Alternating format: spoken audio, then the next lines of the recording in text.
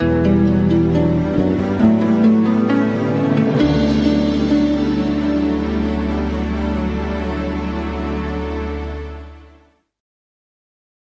select advice on how to dispatch a rattlesnake and meet bees, press Enter now.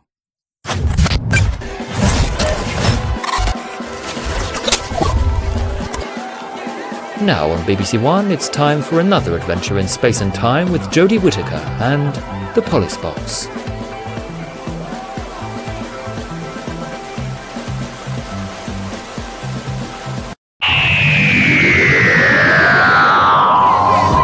Quarantine session!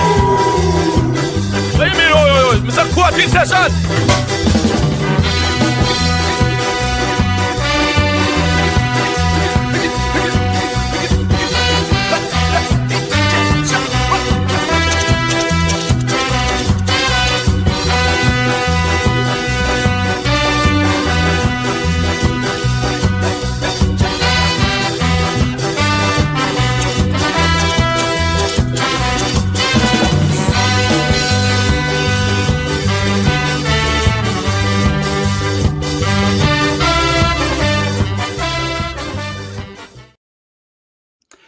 Ladies and gentlemen, boys and girls, welcome to the corner of Doctor Who fandom that never leaves you wanting more.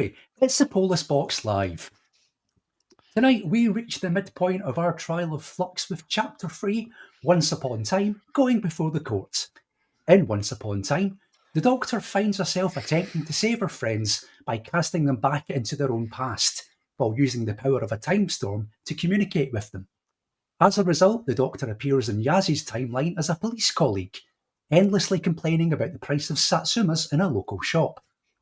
Now, satsumas, otherwise known as Japanese mandarins, are a sweet-tasting spherical member of the citrus family, known for their loose leathery skin and easily separable segments. Due to their short shelf lives, it's advised that satsumas are best consumed early, but some prefer to wait until they begin to age, becoming ever more bitter and developing pits within their otherwise smooth innards, which as a result necessitate more chewing than normal to get to the juicy interior. Talking of which, I'm joined as ever tonight by two men who prefer the latter of those two options. After all, they can often be found spitting out seed after sucking on an old fruit. It's Cameron Phillips and David Cummings. Jesus, that's a long setup for a shitty punchline. They all are. They always are. I maintain consistency. I always watch these things now, wondering where you're going to go with it, and I was like, is it going to be something about getting women pregnant and then buggering off into space? I don't know, but here we are. Okay, you went with something you want to tell the CSA, Cam. You went down the gay route. I know it's yeah, okay. It's not that. I go down the filthiest route possible. You do, yeah. Because I know your mum sees the episode titles and probably watches the first couple of minutes series. So you know, she can't hear anything because she's deaf. This has got subtitles. It's fine. Right, okay. AI subtitles. I'm assuming. God knows what they're saying. Welcome along, everybody, to the Police Box Live. Once Upon Time is going before the court tonight as we continue our trial of flux in the pursuit of justice on Series 13 of Doctor Who. Once again, we have thrown open the courtroom doors tonight to usher in a couple of special guests to help us out. So let's find out who's going to be doing what and which teams are going to be on. Joining Cameron on the defence team tonight is a man who wowed our viewers in his last Police Box appearance by summoning balloons from his very fingertips in an incredible feat of conjuring, thus establishing himself as this generation's Paul Daniels. Here tonight to make every second count in his defence of Once Upon Time, and to hopefully finally confirm those rumours about two-way mirrors in his house. You'll like him. Not a lot, but you'll like him. He's the one and only Mr. Frazer Gregory. Now that's magic. Oh dear. How are you, Frazer? I'm good. How are you? Not bad at all. Not bad at all. Sip of tea before I carry on. So there's a defence team. How come you're drinking tea tonight? It's not usual. I haven't I was gonna. I know. Say no booze in house. Nothing. A low par performance tonight. If only you lived 10 minutes away from multiple shops. Yeah. And we started half an hour late. Maybe in I'm Edinburgh. Just lazy. There's no booze in Edinburgh at all tonight. Is that what you're there trying to is the That's what I'm outskirts. getting from this. Well, yeah, I was going to say up in the hills there is. What's going on? Jesus. There you go. That is your defence team tonight. But what about the prosecution? Well, joining, who was going to be joining us? It should well be a case of. We were going to be joined by Dan Hollingsworth tonight. Sadly, he wasn't able to join us in the end. He'll be back in a future episode. So, hello if you're watching along tonight, Dan. So, that left us with a hole to fill on our guest list tonight. So, who better to turn to than the man that we call the Polis Box's very own super sub? A man who, ahead of interviewing Brian Hodgson at Hooverville this summer, spent weeks steeping himself in the recorded works of the Radiophonic Workshop. Now, if you've never heard of them, the Radiophonic Workshop were a bunch of predominantly middle-aged white men who regularly supplied a harsh, disconcerting, sometimes borderline unlistenable din as a backdrop to 2 hours on Doctor Who. So, in fact, our guest tonight's done the perfect preparation for an appearance on the Polis Box Live. Hey, From On the Time Lash, it's the one and only Mr. Mark Donaldson. hello. I'm actually Mark Donaldson, remembering Dan Hollingsworth being on this podcast because time's a bit in flux, past the future. I think he's going to be remembering me being me on the Vanquishers or something. I don't know. We'll work it out later. It gets complicated. It's far complicated. I blame But you. hello, it's lovely to be here. It's nice to have you back. How are you? Prosecuting an episode of Doctor Who that I really don't like it. No. He says convincingly. I'm convinced. I'm ready to give up and go home now. I'm so glad you're on my side. Well, before Frazer heads for the door and leaves us all, shall we have a look at the series results so far? Yep. Let's do that then. Series results so far. So first up was the Halloween Apocalypse. That was found not guilty by 57% to 30%, and a 13% deduction on that one. That was in the company That was of Paul Finn and 15. Daniel Ronsley. That was 15. It was 15, but I'd done the sums wrong. It was actually 13. You do the maths, it works out. You still won, Let's not dwell on past punishments. Still won despite cheating. Yeah, that's I the just won takeaway this. from that episode. You got punished first to time. cost you nothing. Don't quibble over the points deduction. I'm just saying, for just historical accuracy. Well, accuracy is coming up in the next one because War of the Santarans was on trial last time. That was in the company of Joe Ford and Michael Mills, and that was found not guilty by a whopping 91% to 9. Wow. Well, that one. So it's almost our biggest win ever in the Polis Box. And what it turns out, this is our 100th episode tonight. The Polis Box is over. Oh, Is wow. Wow. Yeah. If I'd known, Special episode. I would have worn my special trousers. I don't know. How do we know you're not? Well, oh yeah, good point. I've worn my special trousers. You could have just said. That was a perfect key for saying, Bill, I'm not wearing any trousers at all. That's the special part. That does explain why you made us shoot that scene with the birthday cake and then cut it out.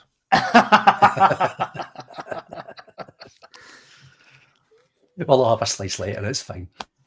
So those two results mean that Cameron is leading the series 2-0 with 4 trials remaining in the series. So let's see if we can inch that a little bit closer tonight and build up an almost unassailable lead, which will be a refreshing change for him being a Rangers fan.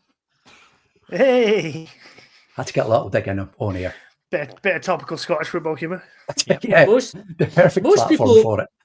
Most people would have quit by now because Rangers already have. So there you go. Well, before we jack it in, shall we get into tonight's proceedings proper? Yeah, that's the format.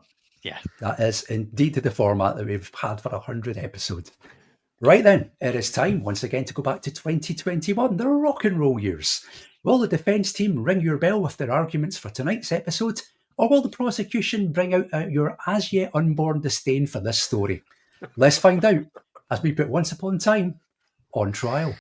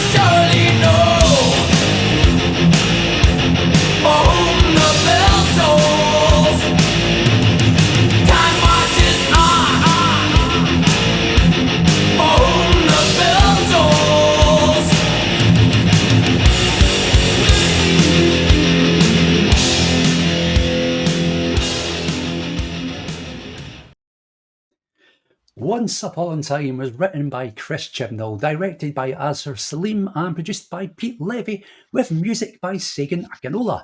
It starred Jodie Whittaker and Joe Martin as the Doctor, Mandip Gill as Yaz, and John Bishop as Dan, with Fadia Graham as Belle, Roshenda Sandal as Azure, Sam Sproul as Swarm, Jacob Anderson as Vinder, Nadia Albina as Diane, Steve Oram as Joseph Williamson, Craig Parkinson as the Grand Serpent, Bhanisha Pamar as Sonia Khan, Matthew Needham as Old Swarm, Craig Ells as Carvanista, Barbara Flynn as Alsoc, Johnny Mavers as Passenger, Chantel Pierre as a police officer, and Nicholas Briggs as the voice of the Cybermen, Amanda Drew as the voice of the Maori, and Nigel Lambert as the Priest Triangle. It was broadcast on Sunday the 14th of November 2021, and the viewing figures were 4.6 million overall after all the iPlayer gubbins and stats were added on at the end. Those are your facts and your numbers for Once Upon a Time. Let's get things started properly. It's time to call this court to session. This court is now in session.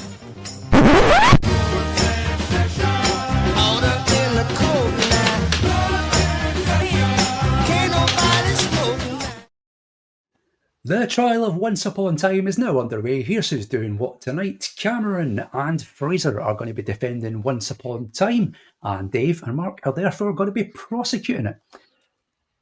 Let's find out what you think about the story. It's time for this. This is the law, Chapter 1.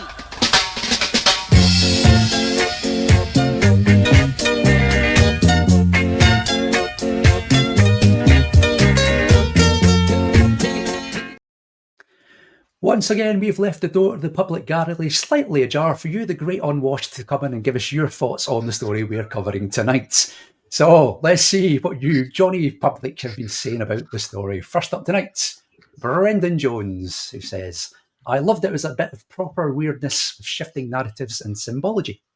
The Doctor jumping onto the Moray circle to save Yaz was brilliantly heroic and echoes the Heaven Sent scene about being the most valuable person in the room when you're being interrogated.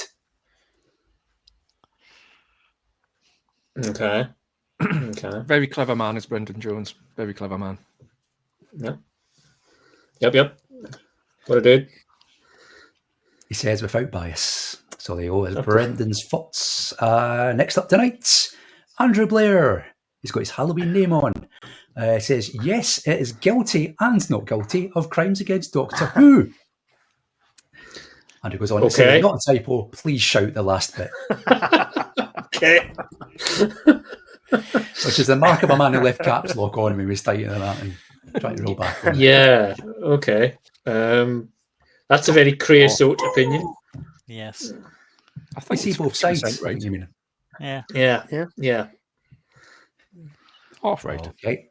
So that's Andrew's non-committal opinion on this story. Let's go to the man who should now forever be known as Fake Mark. It's Dan Hollingsworth. He says, sorry I couldn't be here for this one, but I've done a summary of why this one is guilty because that was my planned role. Too much ignoring of the show don't tell rule of drama. A planet called Time, a thing called Passenger full of people. Lots of talk about the dark times and the excellent fugitive Doctor reduced to an info dumper cameo appearance. Oh dear. Lots of spectacle, but I find it hard to care. I can see why they did this anthology episode about how the Flux has fluxed things up and using our regulars to show flashbacks without having to get more actors in, but it felt like an interruption to the main story.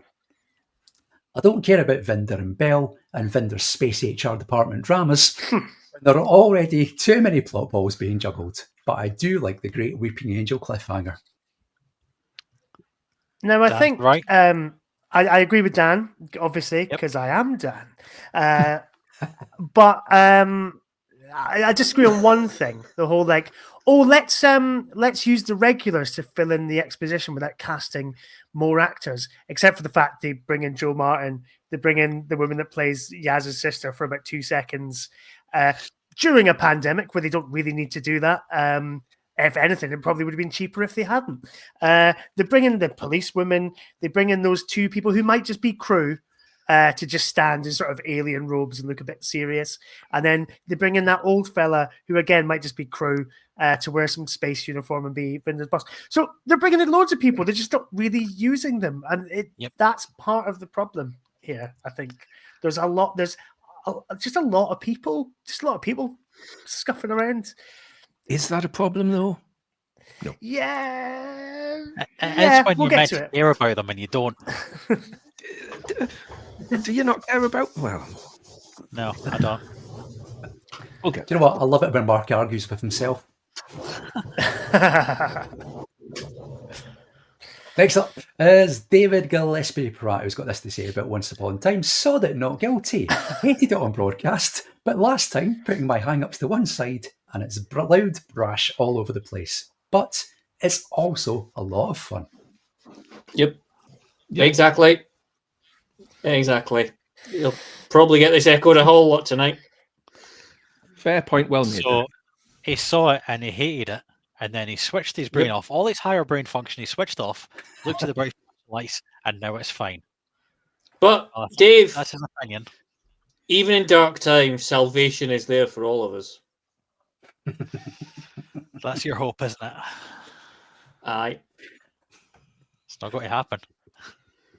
One man who never brings dark times to the courtroom.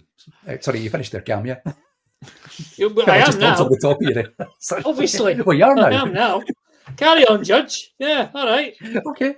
Next up tonight is a man who never brings dark times to the courtroom. It's Dave Rennie, who says, I wonder who's defending this. Underrated gem. So out there, fucks about with the idea of what time and space really is and who. I probably can't explain at all what's happening half the time, but I like it.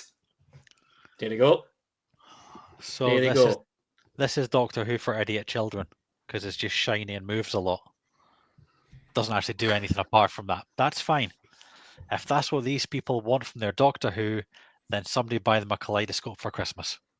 As long as it's got But not a on the crayons, side, I'm down with that. Yep. Okay, next up is the fresh-faced newbie of Doctor Who podcast, and it's Cy Hart, who says not guilty. It's wonderfully weird and uses its COVID-enforced limitations to its benefit. Yep. Think we can get through one of these without somebody mentioning COVID? I mean, I know COVID is ingrained in kind of the storytelling and the production, and it's all, but it'd be fun. It'd be fun to try and go one whole episode of your kind of Flux streams without mentioning COVID. That'd be fun. But not today. Like take a drink every time somebody mentions COVID. Die of alcohol poisoning soon. yeah. There you go. That's a challenge set for the rest of the series, everyone. Don't mention the C word. I just get John Cleese now walking through. Don't mention the COVID. I did it once, but I think I got away with it. Well, he just sort of storms into the restaurant wearing a face mask.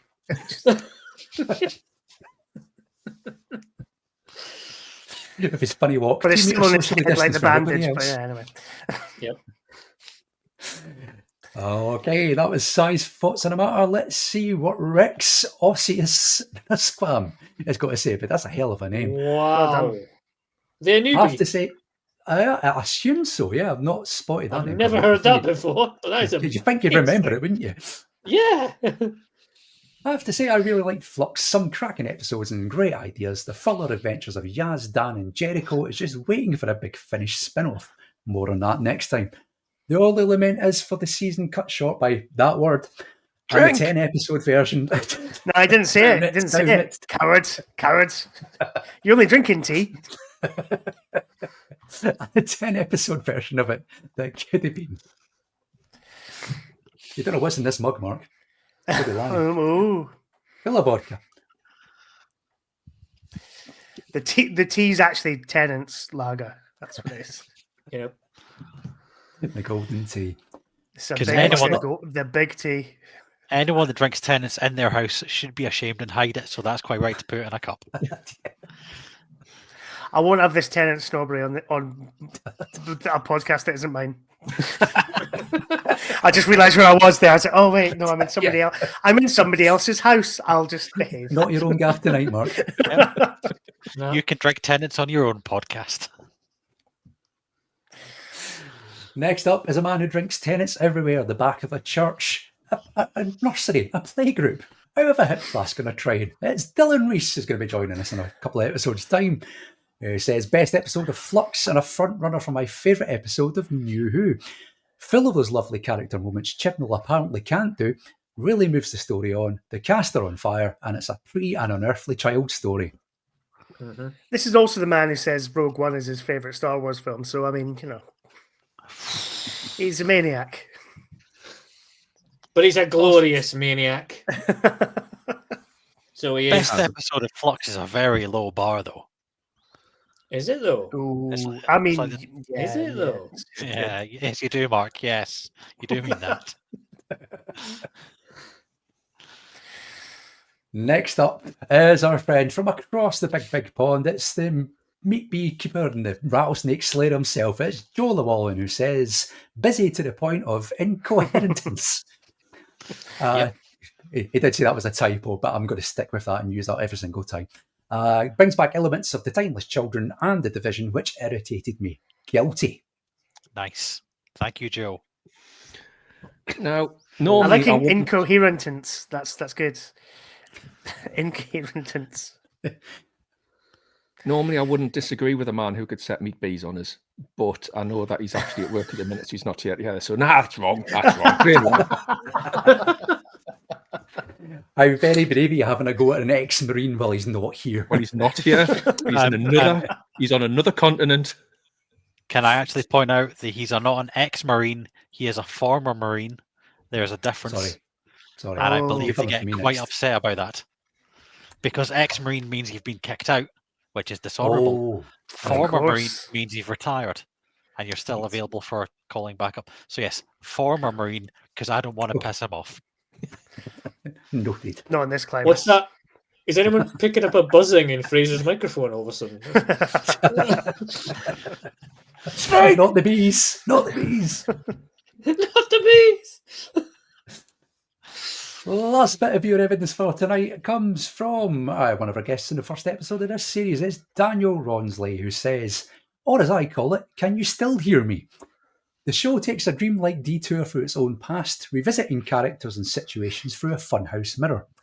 Belle and Vinder's star-crossed love story is bracing in how gently it's handled. Get over them dodgy Daleks and watch Belle blast those Cybermen. And my favourite joke of the series, and come on, that weeping angel coming out of the games console, it's like The Ring. The only thing missing was Yaz saying to her sister, I think your Xbox is on the blink. Oh yes. Oh. Perfect. Not guilty. A mixed reaction to that joke in the courtroom. Yes. Just as well he's not a former Marine, eh? So there you go. That's your viewer evidence tonight. Before we start the trial, just two things to bring to your attention. Is that you can get in touch and give us your thoughts on Once Upon a Time, or if anything else you fancy having an natter race about. Send us a message using the live chat box on YouTube. We'll put them up on screen. Had a few already. I'll have a little look at those in a moment. And most importantly, voting is now open. So based on the arguments put forward by Dave, Cameron, Fraser and Mark tonight, you get to decide whether Once Upon Time is guilty or not guilty of crimes against Doctor Who. You can cast your vote now by going to tinyurl.com/pblive42, or by the magic of the internet. And if you look just above Dave's head, you can scan that monstrosity, otherwise known as a QR code. There you go. So as my glamorous assistant, Mark Donaldson, is now ably demonstrating. Point your phone at that. But what way am I voting? Lee. Yes. Lee, is the tip jar ready? The tip jar is not ready because it wouldn't let me set it up. I promise by the end of this series. Oh, okay. Oh yeah, got it something. wouldn't let you set it up because It wouldn't. companies are so reticent to take money from people. It was closed. It was closed to UK submissions. Genuinely was. Was it? Even with it. Yeah. What? Probably What? chatting over tariffs. Yeah. Online Safety Act and that, innit? Christ. Oh yeah, maybe. Yeah. We'll get to it at some point. We'll make an announcement about that later, further down the line. Okay, right. That is all the argument taken care of. Let's get into the trial itself. Let's start tonight with the prosecution. Let's go with Mark. Do you want to give us your first point for the prosecution Oh, of okay. Once Upon a Time, Well, please? At risk of stepping on Mark Kermode's toes again this week, anybody who follows me on social media and sees me as the face of a cinema in the northeast of England, I'd like to entitle my first point for the prosecution as Enter Basil Exposition, because this, Jesus, right, so at times it does it elegantly, I'm not going to lie, but this episode, it's not a kind of inventive Stephen Moffat style heaven sent where you go, well, let's take a really big high concept like the Doctor explodes time and sort of propels their companions into their own time streams and hides them there, and it's all kind of a bit weird, and everybody's flitting out of their own personal histories, and we're kind of learning new things about the characters. It doesn't quite work like that, unfortunately. We get quite a nice scene with Dan and I want to say Yvonne, but that's not her name. What is her name? His Diane. Girlfriend. Diane, thank you. Put your hand of up if course, you can remember. Dan and Diane. There you go. That's quite an easy way to remember them, actually. That's quite a nice scene, I think, where you kind of get to see the date that they would have had if he hadn't abandoned her outside the world's creepiest house on Halloween all by herself. Weird place to meet up, but there you go. That's quite nice. But the rest of it, we get Belle, who we've just met for the first time at the start of this episode, pootling around the universe, separated from her lost love, who we later find out is Vinder. And it's just her expositing at her as yet unborn child, this sort of Tamagotchi that she's got, that she speaks to, which is a nice idea, a bit Death Stranding, I suppose. There's a bit of that kind of like she's carrying the kind of baby on her through the wilderness. But it is very kind of just, this is what's happening in the rest of the universe. And there's just these long screeds of dialogue. And while visually it's quite arresting to see, big fields of red grass and Cybermen sort of marching through a wilderness and sort of Daleks kind of going through this sort of dead city. It just isn't quite engaging, partly because we've not met her yet. And we're kind of forced to kind of engage in a backstory that I'm sure is very interesting, but we're not quite sure how she fits into it. And I think because she's so separate from the rest of the story, and it's no fault of the actress, I think it's purely a structure thing. It does just become exposition to set up her coming in later on, when actually what we should really be focused in on is Atropos and the timelines and all of that kind of thing. To wit, we have long screeds, and God love Jodie Whittaker. God love Jodie Whittaker. She gives it her all. She does kind of give this some character and some personality. But the dialogue she's asked to give us as an audience, for example, at this sort of crucial point where she figures out what she needs to do to save everybody. Yes, I need your help. You and me together, we save my friends in the future by replicating what happened in the past. Same problem, same solution. Embed yourselves in the temple as you did before. The passenger is there. We need 4 of you to replace the burnt out Moray. Let 4 be waiting. You have to do this, or time will fracture across all of space. Please. All the information is on the task. It's just screeds of just expository dialogue to kind of 3 monoliths, and it doesn't have any kind of oomph, or sort of emotionally or dramatically. You're not Jodie Whittaker. That's why. Because when you do it like that, you're not Jodie Whittaker. She pulls it off. Sure. But I don't know. While watching it, I was like, "Oh, bless her," having to kind of. I mean, that is the role of the Doctor, is to kind of ream off all this dialogue.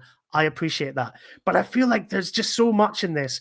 It's setting up yet more characters, when actually what I think it should be doing is telling us a great story about the Doctor trying to save her friends in the middle of this sort of catastrophic event that she's actually kind of made worse by kind of exploding time into the bargain.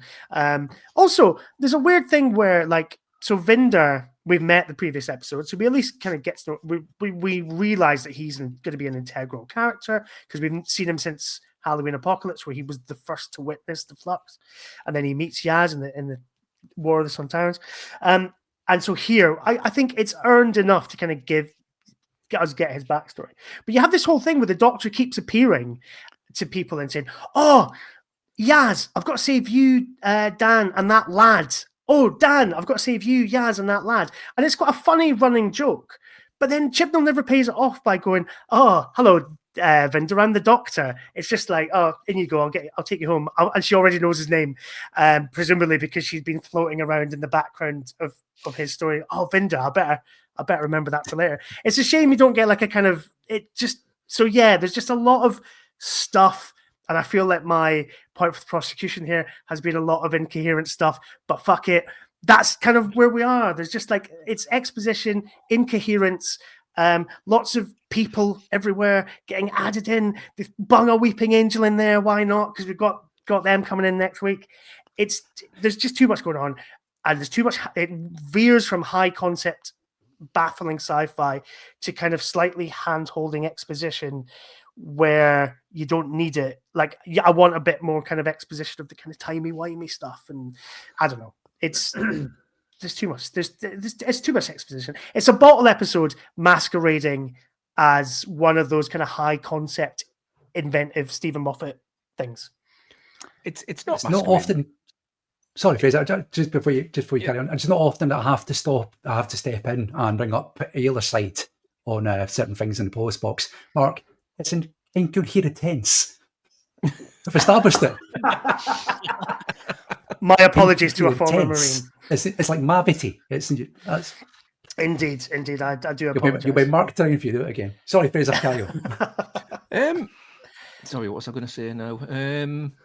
Yeah, it is everything that you want it to be. It is high concept at the same time as being expository.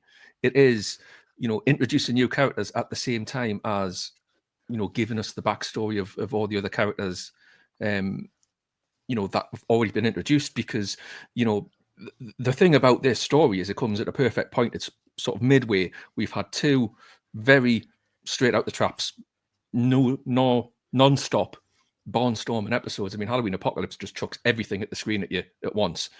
The War of Sun Tyrants just picks everything up and runs with it. So we need this point in Flux to kind of just stop a little bit and just say, right, let's take stock. Let's see what's actually happening. We've got Dan. We know very little about Dan other than he works in a not a soup kitchen, a food bank. He's got no soup.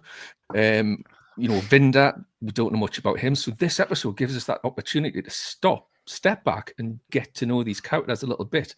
But at the same time, it is bringing in new characters. So we get Belle coming in, we get the Grand Servant coming in, we get Borsok or Wanksock or Orsock or Tectone, whoever it is, coming in as well. So, we're still moving things along at the same time as stopping and getting to know people a lot better. So it's doing everything. It's doing everything at the same time.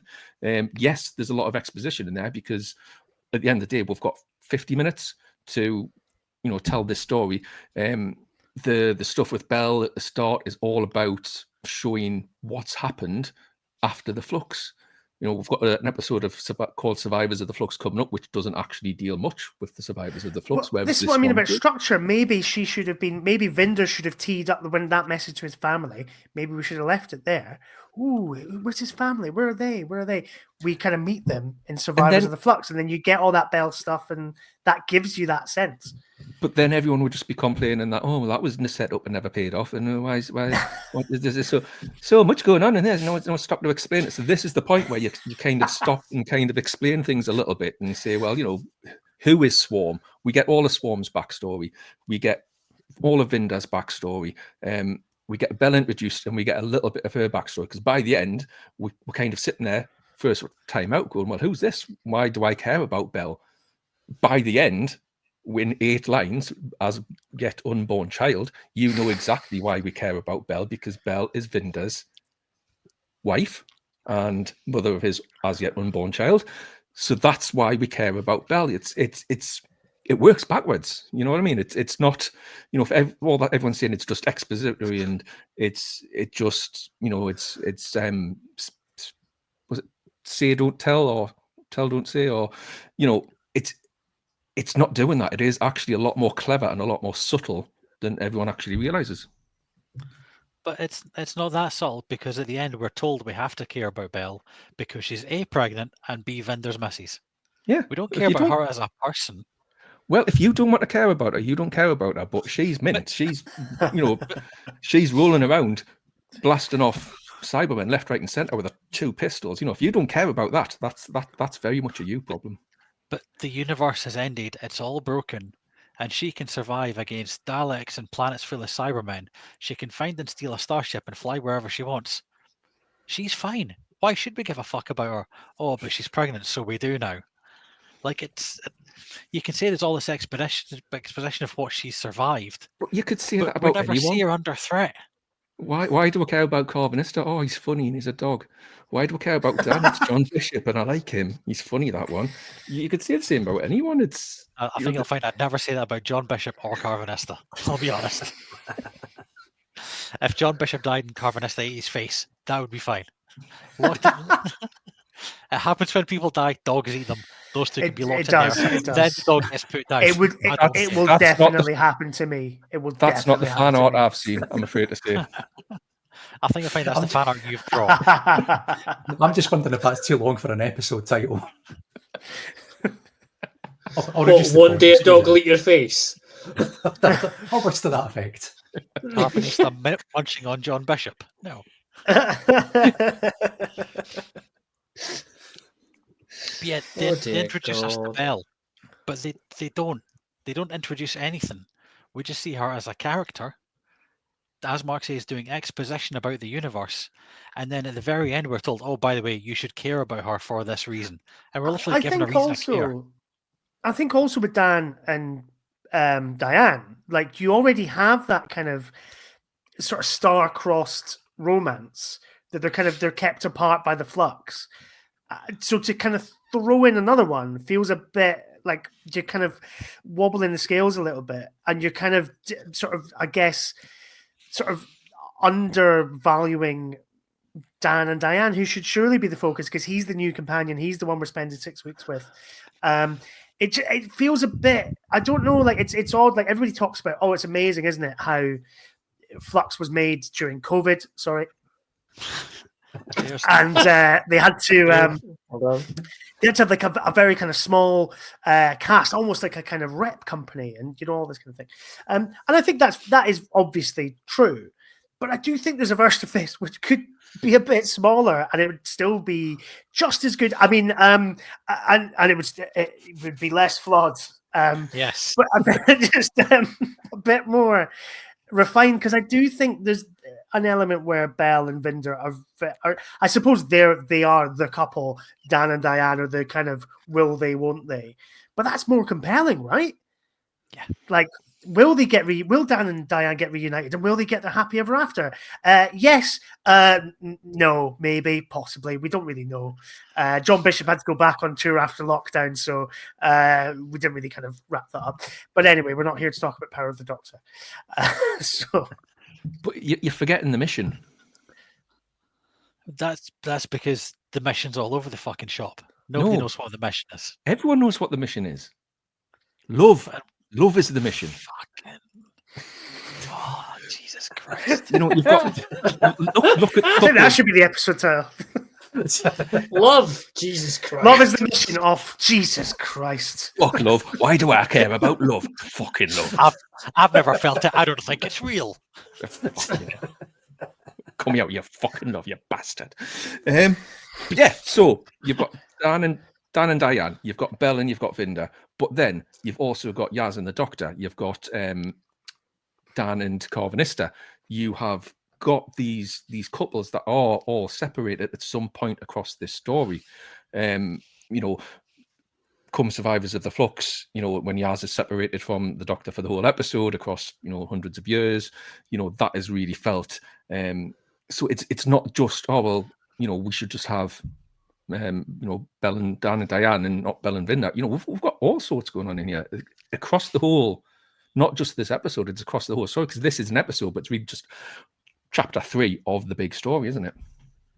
What about Swarm and Azure? They were separated at the very start. Yeah, but There's they're the sort first couple that has to come back together. are they not like brother and sister? Is that not just a bit weird? Yeah, but it's a bit confusing though, isn't it? There's a hint there. You've got There's a bit of a Game of Thronesy hint in there. you've got Tecteun and the Doctor separated from each other. If you want to go down the familial route. I know what Mark's been saying about, if I may interject at one point, that the you don't like the fact that we've got Dan and Diane having a start of a relationship, and then you're putting that on top of having Vinda and Belle as another relationship that's tipping the scales in one direction too much. I think though it goes to show how much of the flux has sort of intergalactic sort of damage range on it. You know what I mean? It's not just a kind of Earth-based thing. And it is a very sort of similar thread. Obviously, people being separated is a very similar thread, but it runs through both those relationships. I think it's good to have that contrast and that comparison between those two. And they do, in that sense, complement each other. Amen. Good night. Thanks. Mic drop. Yep. Okay. Any more on that particular point from Mark? There was a lot of points from Mark. There was a lot. It was a bit scattershot, not unlike the plotting of Once Upon a Time.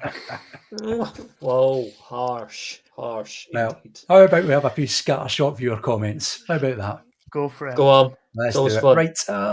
Who is up first? Harry Hussey, who is getting in touch to say that Frazer should be in the Wisbit revival, getting his new nation's new Paul Daniels. How this away. How that away. My oh my. Some of the pension pot later. Now, next up tonight is a man who's got an absolute fucking brass neck complaining about the length of Frazer Gregory's comments that he sends in. Because Joe Ford has gone off on a bit of a diatribe. Once Upon a Time is unique to this season, wrapped up in this fresh mythology, the Moray, the Ravagers, the Grand Serpent, the Division, Bell and Vinder, and the Fugitive Doctor. It adds backstory, context, and riveting detail to all of those things, providing answers to how the Doctor knows Swarm and Azure, why Vinder was exiled, how he knows Bell, showing life and wake in the flux, revealing the sort of missions the Fugitive Doctor was on, the first strong indication that Yaz loves the Doctor, and it has scenes from inside 13 set and revealing her desperation to find her missing past. It's packed with suspense and fun and great acting, superb production values. It could only happen this season. Ambitious, bold, and utterly riveting. And he rounds it off by saying, Cameron deserves to win, just for giving that little dance on his swivel chair earlier. If it makes you vote not guilty, then fine. You didn't even have to tuck a fiver in his waistband for that one. No, there's no legal precedent for a little dance in a swivel chair leading to a innocent verdict. Yeah. Not yet. No, as long as the camera wasn't on for me air guitaring to Metallica, though, was it? May have been. Damn. We all saw it. Never mind. Who else have we got? We've got Gareth Bolly, who's been in touch to say that maybe the episode needed Benton. More Benton. Everything's More Benton good. Daniel Ronsley confirms that by saying Once Upon Benton. And putting a weeping Benton instead of the angel. Of course, a weeping Benton you can find at leisure centres on a Saturday afternoon at any Doctor Who convention. Yeah. Imagine weeping Benton leaning over the console at the episode of the end. Doesn't require a lot of saying imagination. litigious things about Tom Baker. And on the episode itself, Gareth Bolly says that there's so much backstory it doesn't go forwards. Oh, that's nice. I wish I'd thought of that. There you go. Well, there you go. That's the first batch of your comments for tonight. Let's go to the next point, which I believe will be Frazer. Oh, Frazer, let's have your first point for the defence of Once Upon a Time. Well, so I'm going to say the fact that the regular cast get to play so many different roles in this. We possibly say it's a result of COVID. We possibly say... Sorry, I ran out. It was... You will. He's off. He's off. Off them all. That makes it easier. Yeah. So, is it COVID, or is it part of the plan? Because, like Mark said, you've got everyone going back into the own timelines, and everyone from their past is played by members of the regular cast. So Yaz is playing Vinda's boss. You've got Dan is playing Corvinista. Yaz is also playing, is it Gan or Gat? That was the fugitive doctors. I assume so. Yeah. Yeah. So, but these people are flashing in. The doctor's playing the Does police that make officer. Vinder the guy that was kind of living with Joe Martin in Fugitive? The guy from Game On. Yeah. Neil. Yeah. It could be. So there is possibly this version of the story where those are the characters, and they are there instead of Vinder and Yaz. But it's just really good opportunity to see a bit of range in the regular cast, to see Jodie Whittaker especially has to play the doctor. She has to play the doctor playing the doctor. She plays the police officer. So there's a lot of range shown from there. Yaz has to do a lot of work as well. She's not just playing the soldier with Division. She's playing the Vinder's soldier. She's playing herself as well. So it's really interesting to see everyone just pitching in a bit and having the opportunity to do something a little bit different. It's in that respect, it's almost like one of those sort of like mirror universe episodes you keep getting in Star Trek, where everyone goes, "Oh, get in! I get to put a funky beard on and be a twat." And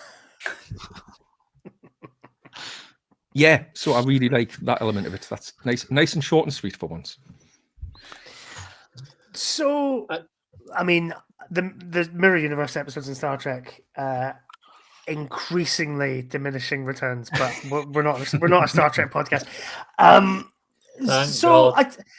I think I get what you're saying. I think Jodie Whittaker's great as sort of the different, because she's a good actress with sort of a lot of layers to her performance. I don't think Mandip Gill's all that great as kind of when she's playing sort of Vinder's boss.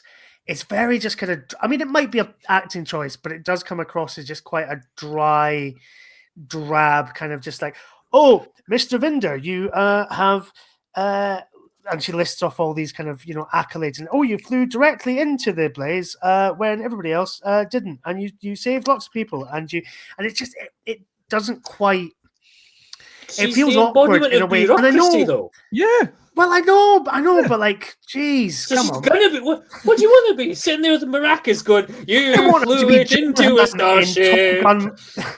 I want it to be Jon Hamm in Top Gun Maverick. Who is that guy? You know what you did? You flew into that sun, didn't you? Hey, bless your heart. Yeah. You're a very, very naughty boy. Stop I think nicking you can be bloody spaceships. You can be a stuffy bureaucrat, right? But like with a level of performance that's a bit more than just, "I am reading some dialogue off a clipboard." It's almost Jon Hamm in Top Gun Maverick. Jon Hamm in Top Gun Maverick. Say it again. It's almost as if she's trying to convey the character without the need for exposition or anything like that. Shame there's so much of it in the script. It's almost like she's trying to act.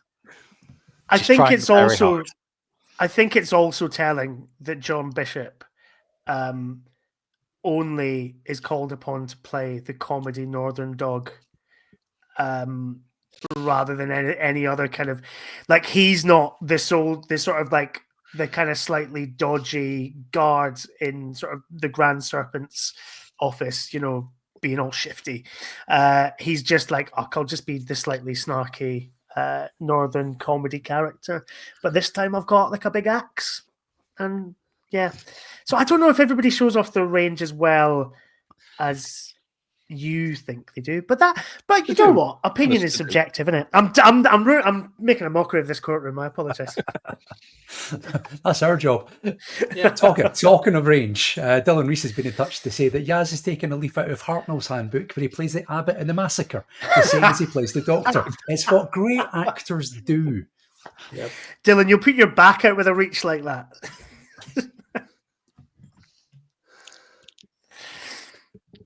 But he also says, "Sorry, I'm late. Who's been slagging this off and what's the scrap?" Well, He's a Joe lover, Llewellyn, former Marine, slayer of snakes, or as Lord Dylan of was the an meat bees. ex-marine. love it. Love it. Okay, we got anything else to add on that point? Anybody? Which just as in performances. I mean, What everyone do you like? is kind of well aware of my hatred of when they take characters and having evil doppelgangers. But it gets away with it in here because they're not heels. So it's not an unearned heel turn. So therefore, it is merely a different character. So I think it's got. I like those scenes where they're storming into the temple and, blowing shit up, and all that kind of speak about, have we got any of this, grenades and all this kind of. It's really neat, and it gives them a chance to do something quite different with it. And obviously, there's the insinuation when the Doctor looks in the mirror, this is the fugitive Doctor that did all this. And we're getting a little bit more about the division. It makes me kind of sad that we didn't ever get a chance on television to go into that after this. We kind of had to kind of shoot off into RTD 2.0 territory and how that's ended up. Looking back on this episode, there are elements of it I was like kind of going, yeah, I really wish circumstances played out that we could have had more of this. And that would have been awesome. I think Chris Chibnall is very clever in what he's done with the fugitive Doctor, in as much as he's left it as wide open as possible for everyone else that comes after him. The Timeless Children and the fugitive Doctor have always been, in my view, Chibnall's sort of gift to Doctor Who. It's kind of right, there you go. This is the concept. This is the idea.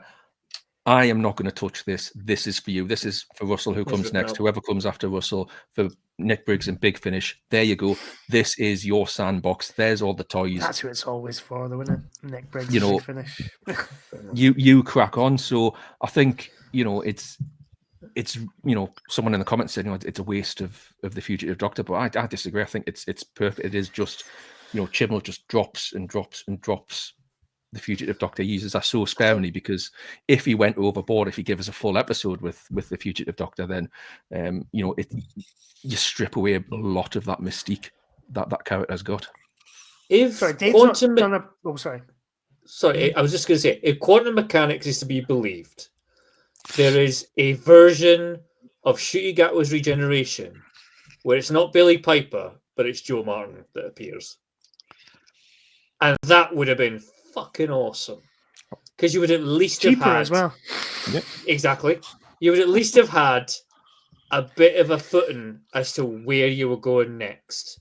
So if it did get the heave-ho on television and Doctor Who does get cancelled, which is looking ever more likely, then you would have at least known where the next few years of Wilderness Years media were going to go, with Joe Martin being the fugitive Doctor and the division, and chucking the Grand Serpent as well. Fantastic.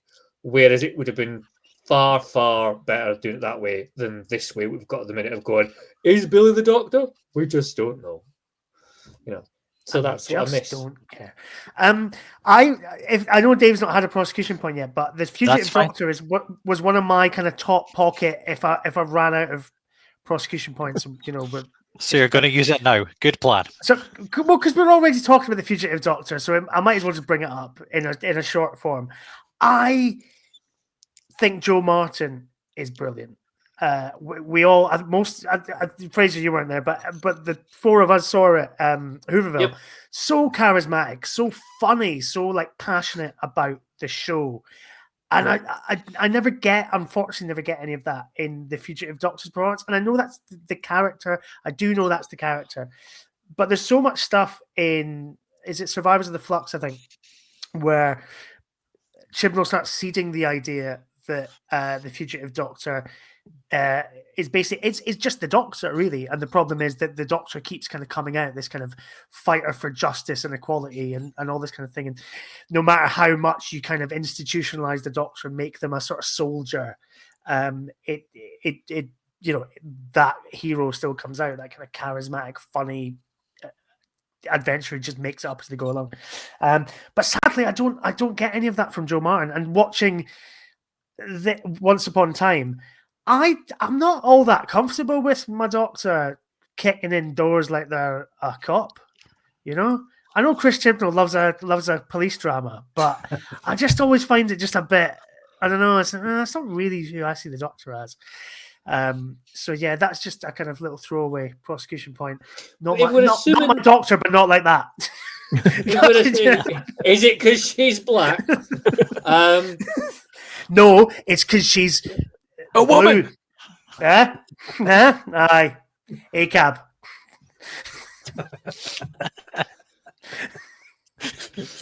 Apologies to any police officers watching.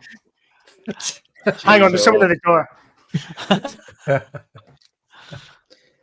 Anyway, if I say COVID, does anyone have to drink? Just randomly. Brilliant. You see how in sync that was there? That's amazing. I know, right? That was good. That's you know. Anyway, where was that? It just gave me time to think. I think though, if you're saying that you don't want the Doctor to be kicking in doors and shouting the bit and with squads with guns and all this kind of stuff and like some kind of Warhammer 40k-esque kind of thing going on, it's for the story. If this is before, as we know it, the first generation up until this point, then you're inclined to think what happened for the Doctor to come to that conclusion as well, that wasn't them. And then we carry on from Hartnell onwards from that point onwards. That's the interesting part for me. And we'll never get it, I don't think. No matter, Big Finish will just keep circling the airport, Again, circling the drain kind of thing. But... Again, it's Chibnall's gift. It's you can headcanon that. But it can also be a curse. Want to do some fanfic or whatever to say, this is that's because that's a really sound point. The Doctor goes from being agent of division, sacking off division, to becoming the loner who's hiding out in London, to then becoming sort of like the champion of the universe. I think the problem I have with it is that. So when Doctor Who ends in 1989, we've got Sylvester McCoy as the Doctor, Sophie Alders as the companion, and that's it. Where do they go next? We don't know. We've not got a TV show. Let's do a range of books, and we can just take them off wherever we want to take them, and we can develop those characters. I mean, broadly. I mean, McCoy comes back in the TV movie. You don't know that all that stuff didn't happen to him, so it's kind of like a nice little kind of loop.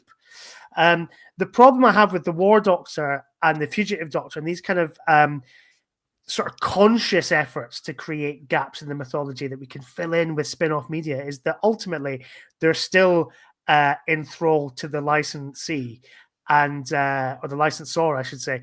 And so therefore you can never actually do anything all that creative with those characters.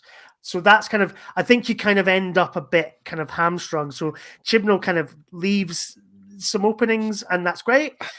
But we're never going to get anything. So kind of, what was the point in the first place? I don't know, because, I mean, let's not forget in the wilderness here, someone went and gave Dodo space syphilis. So we're not really that... Well, I mean, look, it can go the other way as well. I can...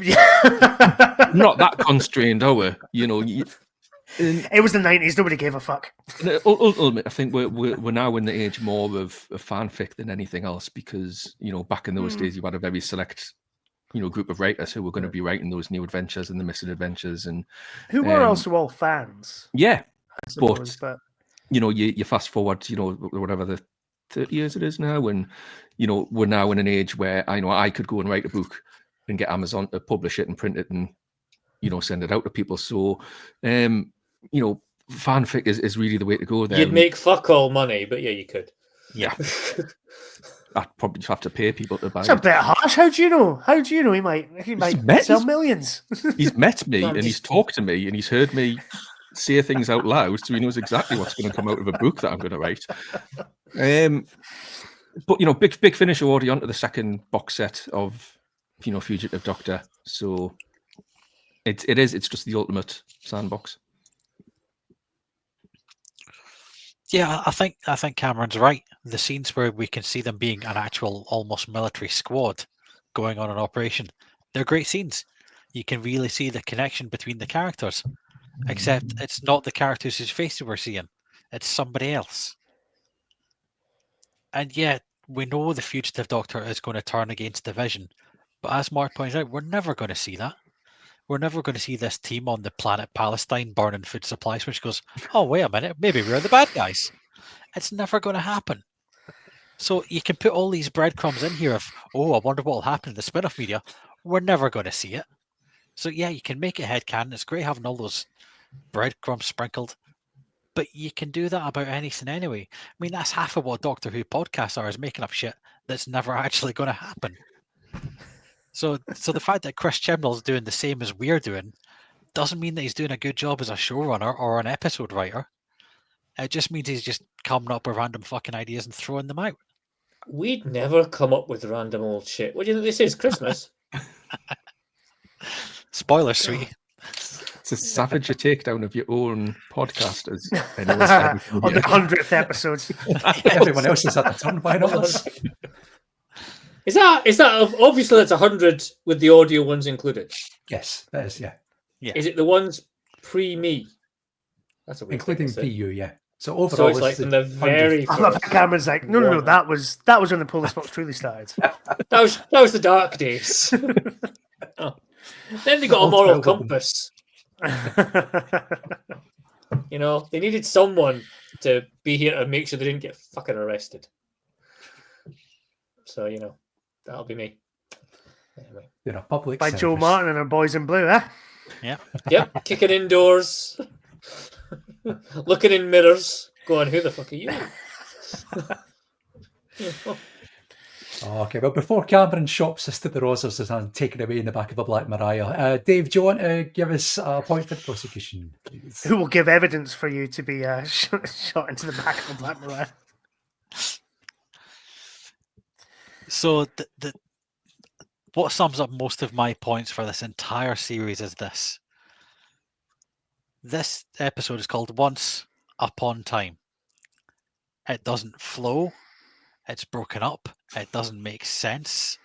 It's a bit like, oh, is it like that one? No, it's not. It's different.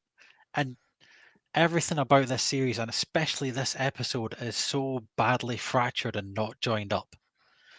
We start with Belle, and then we end with Belle. Very little in the middle, and nothing to do with any other parts of this story till the very end.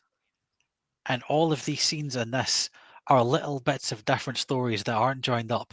And by 5 minutes in, we don't even know if the actors on screen are the characters we think they are anymore. That trailer you showed at the start of this episode is easier to follow than the fucking actual episode. Quite easily. Because you watch, you go, oh yeah, I remember that bit, and then it was followed by that bit, yeah, and then it was followed by that bit, and that relates to that bit. You watch the actual episode, you go, what? No, that doesn't. Why is Yaz in that office wearing a military uniform? Okay, so it's not Yaz, it's someone else, and it's just Yaz pretending? Or is Vinder seeing Yaz because he knows Yaz and sees her now? Or is Yaz seeing that from Vinder's memories? We don't know. None of it's explained. And Did you need a bit more exposition at that point? No, I needed a bit more story and less exposition. Did you need someone to stop and explain that those weren't people? Kinda, yeah. I wanted too much not even necessarily a beginning, a middle, and an end. Well, I think the explanation given is that I've hidden you all in your personal timelines, but you keep fidgeting, so presumably fidgeting and ending up in each other's timelines for some reason. So stop that. I'm trying to keep you safe. And it's like, okay, but then how does that work? How does fidgeting within the time stream move you? Yeah. Sorry to interrupt. This is what happened. Before we go any further, it's just what happened. I'm sorry to interrupt at this point, but before we're going to further it, it's too good not to share right now. As Dylan Fine, saying, bring it. Dave sounds like Peter Purvis watching all modern TV.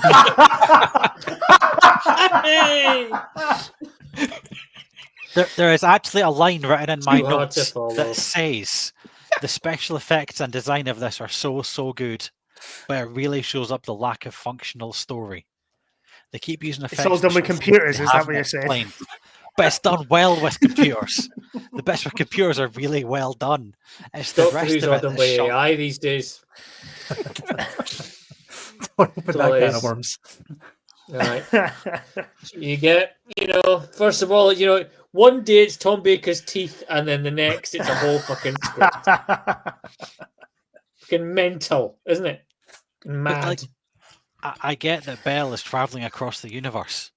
Yes. I don't need to see 4,000 Cybermen marching on a really desolate planet. I mean, I get it. That's going to happen out there because the universe It is looks ending. cool, though. It looks great. And it's like, It looks cool. but it doesn't bring much to the story. It And if that brings looks something to the cool. story, then why have the Daleks as well? It brings the Cybermen, and they get shot to shit, and it's great. The Daleks. And I mean, if modern Doctor Who's taught us one thing, isn't it always at its best when Cybermen and Daleks are in a bitch fight? It's good. You know it.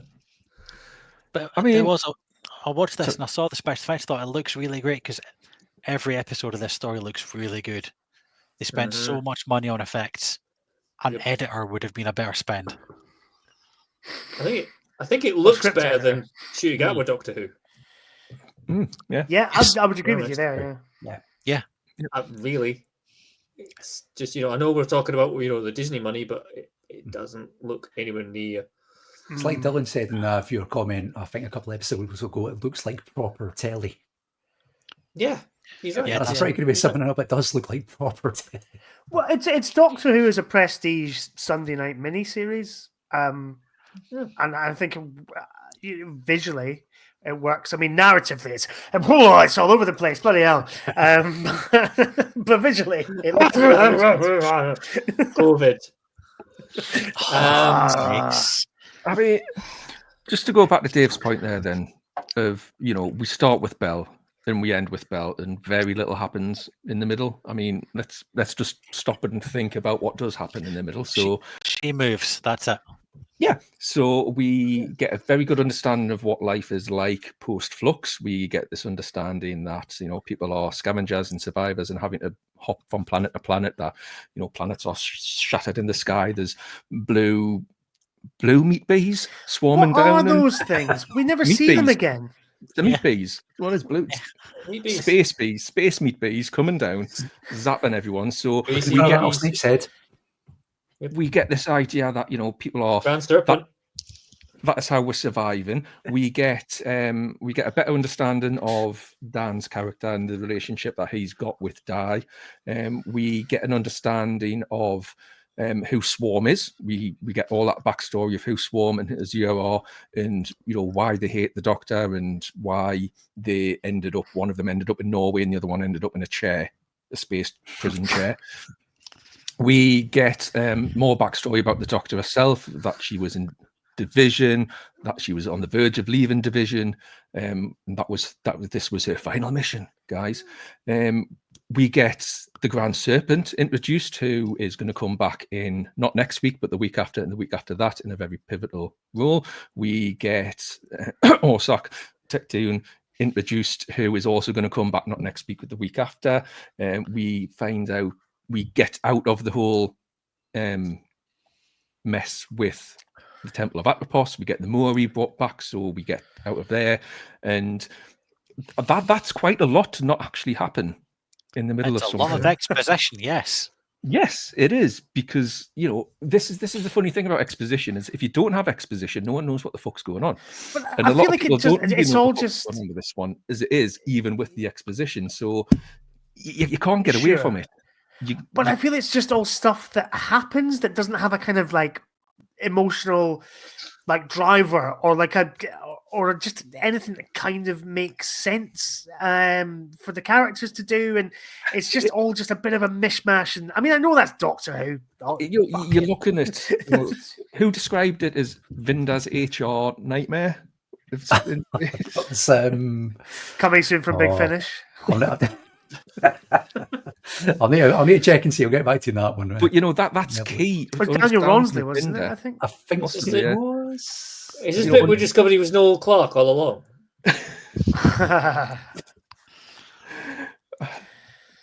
That's key to understanding. Why was Vinda sitting by himself in that spaceship thing to start with? Where's Vinda going from this? What's Vinda's purpose in this? What's his mission? His mission is love. Because as well, though, up until this point, his mission is wank. Mission is love.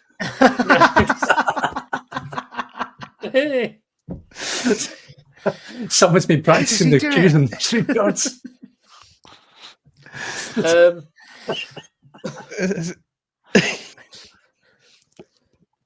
Vinda's up until this point been something of a sort of blank slate, isn't he? He's like a dude who's on a space station, and that's been about it. And he watched all these planets burn, and then he's just lands somewhere else. What I found was, in the process of this 45-50 minutes, not only do you get the story as Fraser's saying, the story about why he's in the space station in the first place, but you also get an idea that Vinda is a man of principle. Yeah. Because here he is, he's a man willing to break rank to, whistleblow on a bad practice in the workplace, essentially. And that's the reason he was punished and sent out to this desolate piece of junk somewhere to just watch a planet all the time. So I do think, though, it is a bit funny. Why are you putting negotiations in the hands of a guy who calls himself the Grand Serpent? Yeah. I mean, snakes don't exactly have very good PR, do they? I mean... on Earth. Sure. Maybe elsewhere, But don't they know the Mara of old? Maybe there's there's some planets with some really nice snakes that you've just besmirched. Well, I apologize. Yeah. Who are we negotiating with? Oh, it's the Grand Serpent. Oh, he sounds like a nice guy. Which one's he? Yeah. Oh, the one over there with the slick black hair wearing all black and gloves. Oh, I'm sure he'll be great, lad. And he looks like that guy from... You remember that show, Line of Duty? He looks like the bent cop from that. Yeah. Has anyone got any golf clubs? Daniel Rounds says that serpents are very persuasive. Just ask Eve. Yep. Biblical reference, nice. Biblical. We carry on Bible studies for the evening. Let's go to another point. Cam, let's have your point for the defence before we go to Oh, geez, I'm trying to work out all the stuff we haven't actually bloody mentioned so far. It's been a fairly we've started talking about him, so we might as well carry on. The Grand Serpent, man, what an awesome bad guy. I mean, I actually, again, I'm rewatching this for the first time in about 4 or 5 years, and it's genuinely some bits you kind of think, oh yeah, they were in this bit. And as soon as the Grand Serpent came up, I was like, hey, fucking awesome. And I remember him being an effective bad guy, really got a good presence. Who's it plays him again? Craig Parkinson. Yeah, Craig Parkinson. Yeah, that's the one. No, I don't think I've seen him in much else beforehand up until this, but I thought this was a fantastic performance. And so I'll put that in there. The Grand Serpent, and again, another element of this story that you're kind of thinking wouldn't have been cool if he'd have carried on, and obviously he does for a couple of episodes down the line in this one, but we'll get to him. But I was like, beyond this, the Grand Serpent would have been a fairly awesome addition to Doctor Who overall. Well, yeah, until they do the reveal and it turns out he was the Master all along. Because that's what would happen if he was a recurring character. Well, yeah, and it would be Anthony Ainley. Yeah. Yeah. Played by AI. Obviously. Yeah, obviously. these days. Yeah. I just realised my hair's kind of got the same height as the Grand Serpent, so maybe just for this last point, I'll just put a little white. That doesn't quite. That doesn't really work, does it? Nice. It's good there. Nice little badger streak. Yeah. There we go. I'll just do that. It's like he's in the room. Let's just have it like that. Why not? Yeah. Just all he needs now is a pair of gloves just to sit there and go. Yeah. There'll be more fucking around with my hair later in the show. Stay tuned. Okay. We're going to be playing something off their new record. And I just look as if somebody's just doing my roots. I think so, yeah. Tinfoil. Actually. Yeah. Yeah. Never mind, Mark. I did like the way you were kind of competing with Lee for highest quiff, though. That was good. Oh, thank you. I mean, I couldn't possibly compete, to be honest. I couldn't compete with Lee's quiff. No one can. No one Mark, can. if you were really going to go down the Anthony Innie route, you would have to have a quiff on top of your own quiff. Well, you'll have to find out what I've got planned for my closing argument, but that you will later on. Oh my god. Quiffception. Okay, before we get too heavily invested in quiff chat, anything more to say about the Grand Serpent, or shall we go? Oh god, yes, I've got loads to say about the Grand Serpent, but I will try and keep it. But floor of yours.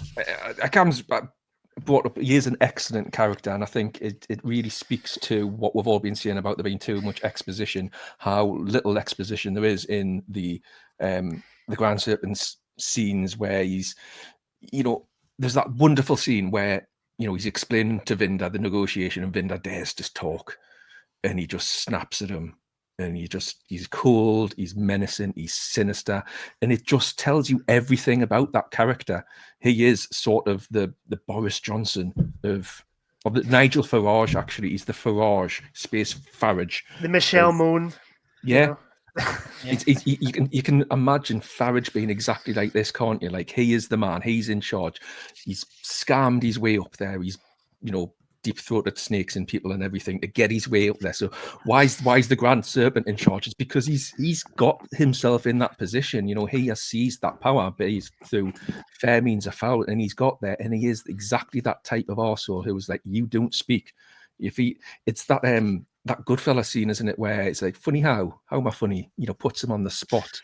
And you're just like, oh shit. There's no real correct thing to say at that point for Vinda. He's fucked up, but all he's done is speak, and it really speaks volumes as to that character. We get everything we need to know about exactly what flavour arsehole and how much of an arsehole that guy is right at that point. And that is, a fantastic example of Chibnall not doing stuff with exposition, doing the character work, giving it to an actor who, Craig Parkinson. Cam, you need to watch Line of Duty if you want to see him at his best, and okay, letting him run with it. We were only allowed to watch Doctor Who. We're not allowed to watch anything else. Cab's got special dispensation to watch wrestling, but that's it. Yep. Yeah, I gotta watch that for research purposes. And I do think watching people in their underwear pretend to fight. Yeah, I do think that Joe Pesci it's a good master night out, would be actually. fantastic. The rest of we went to the road to Paris at the Newcastle Arena. Me and the eldest. It was a good night out. Oh, aye. Yeah. Awesome. Cool. Separate wrestle chat is available. Sorry. Road to the Royal Rumble's coming next in January. I'm going to try and get them tickets for that. I watching the Rumble in Saudi Arabia though. I'll watch the lead up to it, but the actual. Welcome back to the Polis Box, the rest of the podcast. Yeah, welcome back. Sorry. Welcome to Conquistadors. Tonight we're doing Wrestle War Night 3. This episode of the Polis Box is brought to you by the WWE. Yes. Seeing as we're crossing the podcast streams here, should we have a halftime break and we can get it back? We probably should. Back on track. Come on, it's the Polis Box. Yeah, I like to give the pretense that I'm in some way semi-professional. All right, before we go for a quick break, Daniel Ronsley says, forget the COVID drinking game. We should start a Cam mentions the Shooty Gala series drinking game. And then we'll all be mortal within 10 minutes. Yep. Oh, yeah, good point, man. Yeah. There you go. Right then, we'll take a few minutes break. When we come back, we'll resume the trial. If you've not already done so, voting is open. You can cast your vote at tinyurl.com/pblive42. You can click on the link in the episode description of this video or scan the QR code just above Dave's head, which I thought he was going to point to. Olivia? All right. Yep. No, it's there. It's there above me. It's above him. You know what to do. Stick your phone at it. It's all done with computers. Right, we will be back in a few minutes to carry on the trial. We'll see you very, very shortly.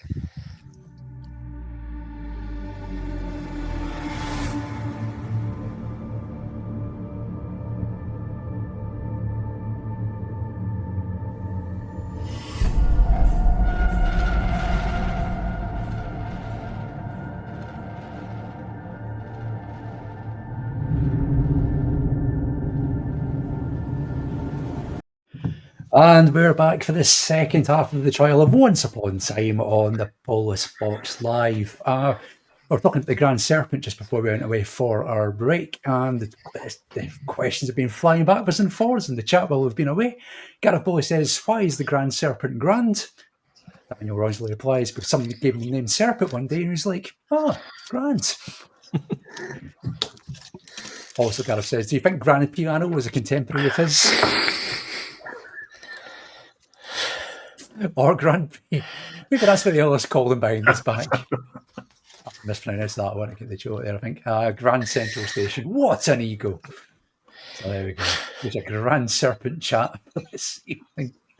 I've had a look at the vote at half time. It is slightly one-sided, but I'm not going to say in which direction. So you can maybe you can guess, maybe you can't. Who knows? I've looked. Okay. Well, two of us know. Well, sorry, I'm going to pull it back. Or am I? Or am I going to, just romp home the victory even more than I already was? Or was he, to keep the tension and the live stream going, Mark? Yeah. Am I gonna? Yeah, it's fine. Before we start the trial again, Joel Llewellyn's been in touch to say, "I'm an hour behind thanks to my work. I am a retired soldier. I served in the United States Army. I served with and friends with a lot of former Marines." And he says, "What do you call a Marine with an IQ of 160? Platoon." Nice. See, he can make that joke. We couldn't. Yeah, we're too few. If those Marines could read, they'd be very upset. No. The buzzing of the meat beast. The Marines are at Fraser's door. Yeah. He's off to get his crayons, so they've got something to eat. Either that or Joe Martin's kicked his door in with her friends. Yep. And he's back in the room. The dog has chosen the most opportune time to go outside. She needs to go out. Ah. Oh, yes. There you go. Dog needs out. Right.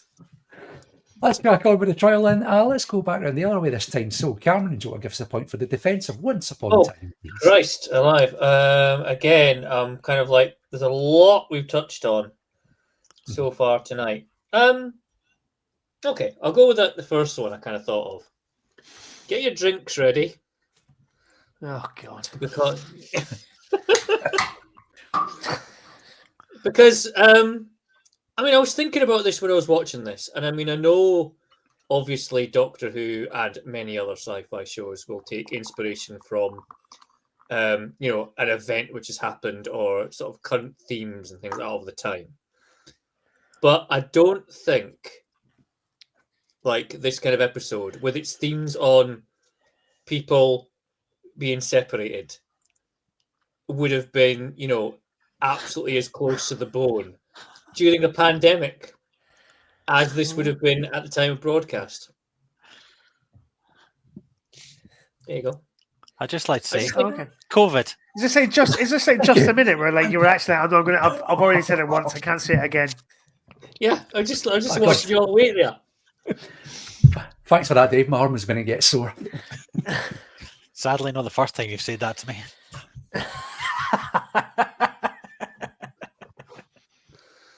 So yeah, my point would be that this is a brave example of Doctor Who just going, it's not like a case of too soon, ? this was like right on top of what you would have been experienced at the time. This is what, like 2021, Yes. when the kind of bulk of lockdowns were kind of done, but we were still having that after effect of, it was still fresh in the memory, and you were still having that kind of thing of there's still sort of certain elements of like, mask use and social distancing, all things which you seem to have forgotten completely about now. But it was weird to think that ever happened. But yeah, so I was amused at not amused, that's the wrong word. I was taken by the fact that, this is like Doctor Who being as close to the actual event itself. You know what I mean? Yeah. I just think there's a certain bravery in it. And I'm not sure any other show would have done it. There wasn't any other show doing anything, I guess, was there? Wasn't any other show that was kind of produced as well as this was. I know Mark didn't really want us to talk about it, but, in terms of what was going on, because if I remember rightly, we'd had Series 12 filmed, we'd had the Christmas special film that was already in the can before the pandemic hit.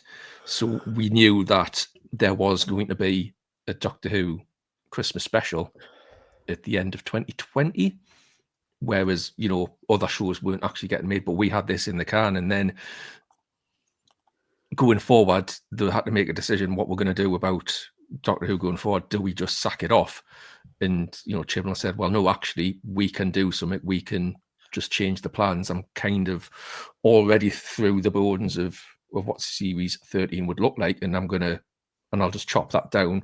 We'll chop it into 8 episodes, make 2 of the specials, because obviously Jodie needs to leave at the end of the last one, and we'll just do this 6-part series, and we'll make it all be one big story, which 100% falls right into Chibnall's wheelhouse. When you look at things like Broadchurch, this serialized storytelling is exactly what he does best, and he nails it from start to finish in Flux.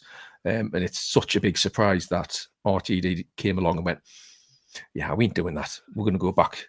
We'll do it back the old way. And he didn't just pick this up and go, yeah, let's make another series of Doctor Who exactly like this one. So it is just exceptional that, we got something as good as we get from Flux, on top of the fact the conditions it was made in during COVID. Nope.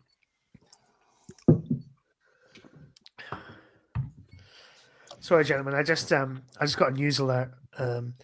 Popular Glasgow pool closes after another incident as diarrhea warning issued. Nice. Okay. Yeah, I unlocked my phone and I realised I still had Facebook open, and that was the first thing that greeted me. So yeah, I just thought I'd share it with anybody. I have a reoccurring nightmare that we're going to be doing the Polish box when Tom Baker dies. Oh. Don't do that to me, Mark. I thought that was going to be it. I thought that was it there. I thought, because what do we do? It's like, now that happens? Now that I know that'll trigger some kind of anxiety, I might do that again. Not this episode. Next time I'm on. No. Thanks, Mark. Cheers. No, I just thought about. More anxiety. I need that in my life. It's nice to have the breaking news in the Polish box live. Gareth Bowley does, like, on that note, ask, is it a brown alert? Gareth, are you sure it doesn't mean changing the bulb? The diarrhea alert just brought back to me all those public health warnings on television that we had to deal with back in 2020 and 2021 when all this was happening. What, the diarrhea? But yeah, I think you guys are right. I think there was a lot, like, soaps were kind of reacting to COVID and sort of dealing with it, in how they did it. But I think in terms of fictional, so not soap, but kind of returning drama series. I think it was.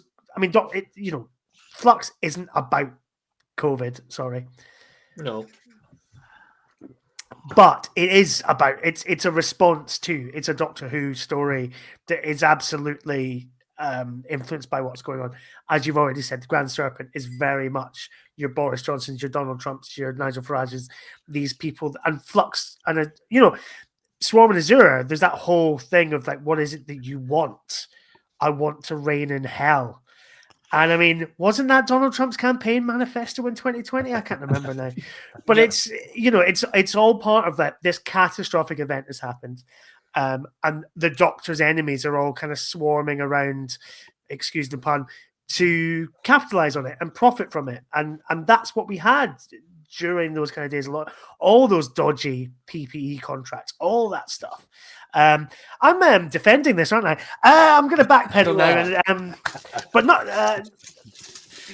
But this isn't very good though.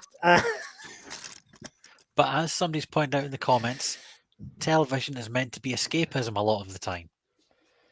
And in the middle of the pandemic, we didn't always want to go, hey, look, Doctor Who can be as shite as real life is. We don't want that.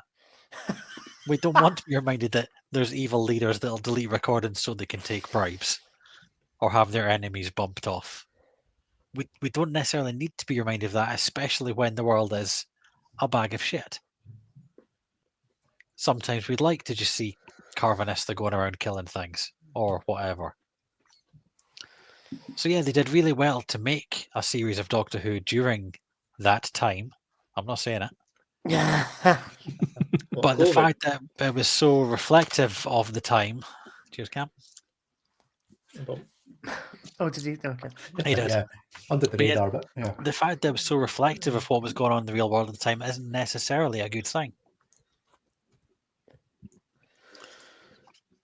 But yes, then they had the the idea other of option 10 is episodes. ignore it completely and just do something completely detached from it entirely. Which I think would have been slightly insulting. Oh, I would. It can always have some element of realism in the real world and stuff like that. And to an extent, you could argue that it's an entirely fantastical show, especially this story, where Flux is meant to represent some other force that's changing the world and destroying everything we know and hold dear. I think if it was like, this planet has a lab and they've released a deadly virus which is going to go across the entire, and everyone's going to die on all these planets, and yeah, I see your point. It would be a bit like, why the fuck do I want to watch that? That's the news. But I think it's removed enough. It has enough of a fantastical sci-fi spin to not be involved with that. So there you go. Dylan Reese says, thank God Russell T Davies too moved away from real world events. Exactly. Yep. Exactly. Drawn it out. For every time Dylan Reese has a proper R2D2. Yep. I'll be blind. The best thing ever for me during like RTD 2.0 era was not liking it, not wanting to say I didn't like it because I thought I was in the minority. But then the moment I realised that Dylan was exactly the same opinion as me, and I was like, yes, there's another one. I'm not alone. I'm not alone in hating this. Well, I know what you'll be defending next time then. Yeah. I really love Russell T Davis's depiction of racists in Dot and Bubble. It's so nuanced. Great. Come when the Polis Box live. Yeah. Okay. Before we move on to the next point, Dylan's been back in touch to say my favourite moment of COVID TV God, yeah, was the one show presenter with the giant fucking iPad. At that moment, I thought we were all going to die. Do you remember? I remember Hogmanay 2020, and it was fucking. Just, I think it was just Jack. It wasn't Jackie Birds because they've replaced her by then. Oh, Jackie Birds. But it was whoever had maybe it was Edith Bowman. Just kind of. Ooh. I feel like there was a Kaylee band in kind of sort of isolation and like big plastic screens between them, and they were just playing, they ate some wheel or whatever to a Zoom wall of just people going out of time, and also you couldn't hear the clapping along because it's Zoom and it mutes the claps and the it was nightmarish, absolutely fucking nightmarish. But hey, look, isn't life so much better now? Yep. And watching it's all sunshine and kittens these days. It's fine. Watching wrestling in like the WWE Thunderdome, which also had a row of people, like or what they Zoom propped up chat. like iPads and stuff. Yeah, well, it's like this wall of little individual screens, and you just had to wait for the first person to like hold up a photo of Chris Benoit's face and then get deleted out of existence. Yep. And it was just like every week there was one. You were looking, going, "Where is it? Where is it? Where is it? Where is it?" And then eventually it's like, it's just like dead. Bloody hell! So yeah. Oh, also in touch is Puppet Master Gareth Bowley, who says, if you repeatedly type COVID in the chat and it's read out, do they still drink? I can't see the chat. Lee's happy to read these messages because he's only drinking water. Yep. Oh, no, 7-Up. I'm in the hard stuff now. Oh well. Oh, 7-Up before dangerous, bed. Ooh, that is dangerous, actually. It's just how AJ I am, Mark. I didn't brew myself a coffee in the break, and I don't know. I wish I had now.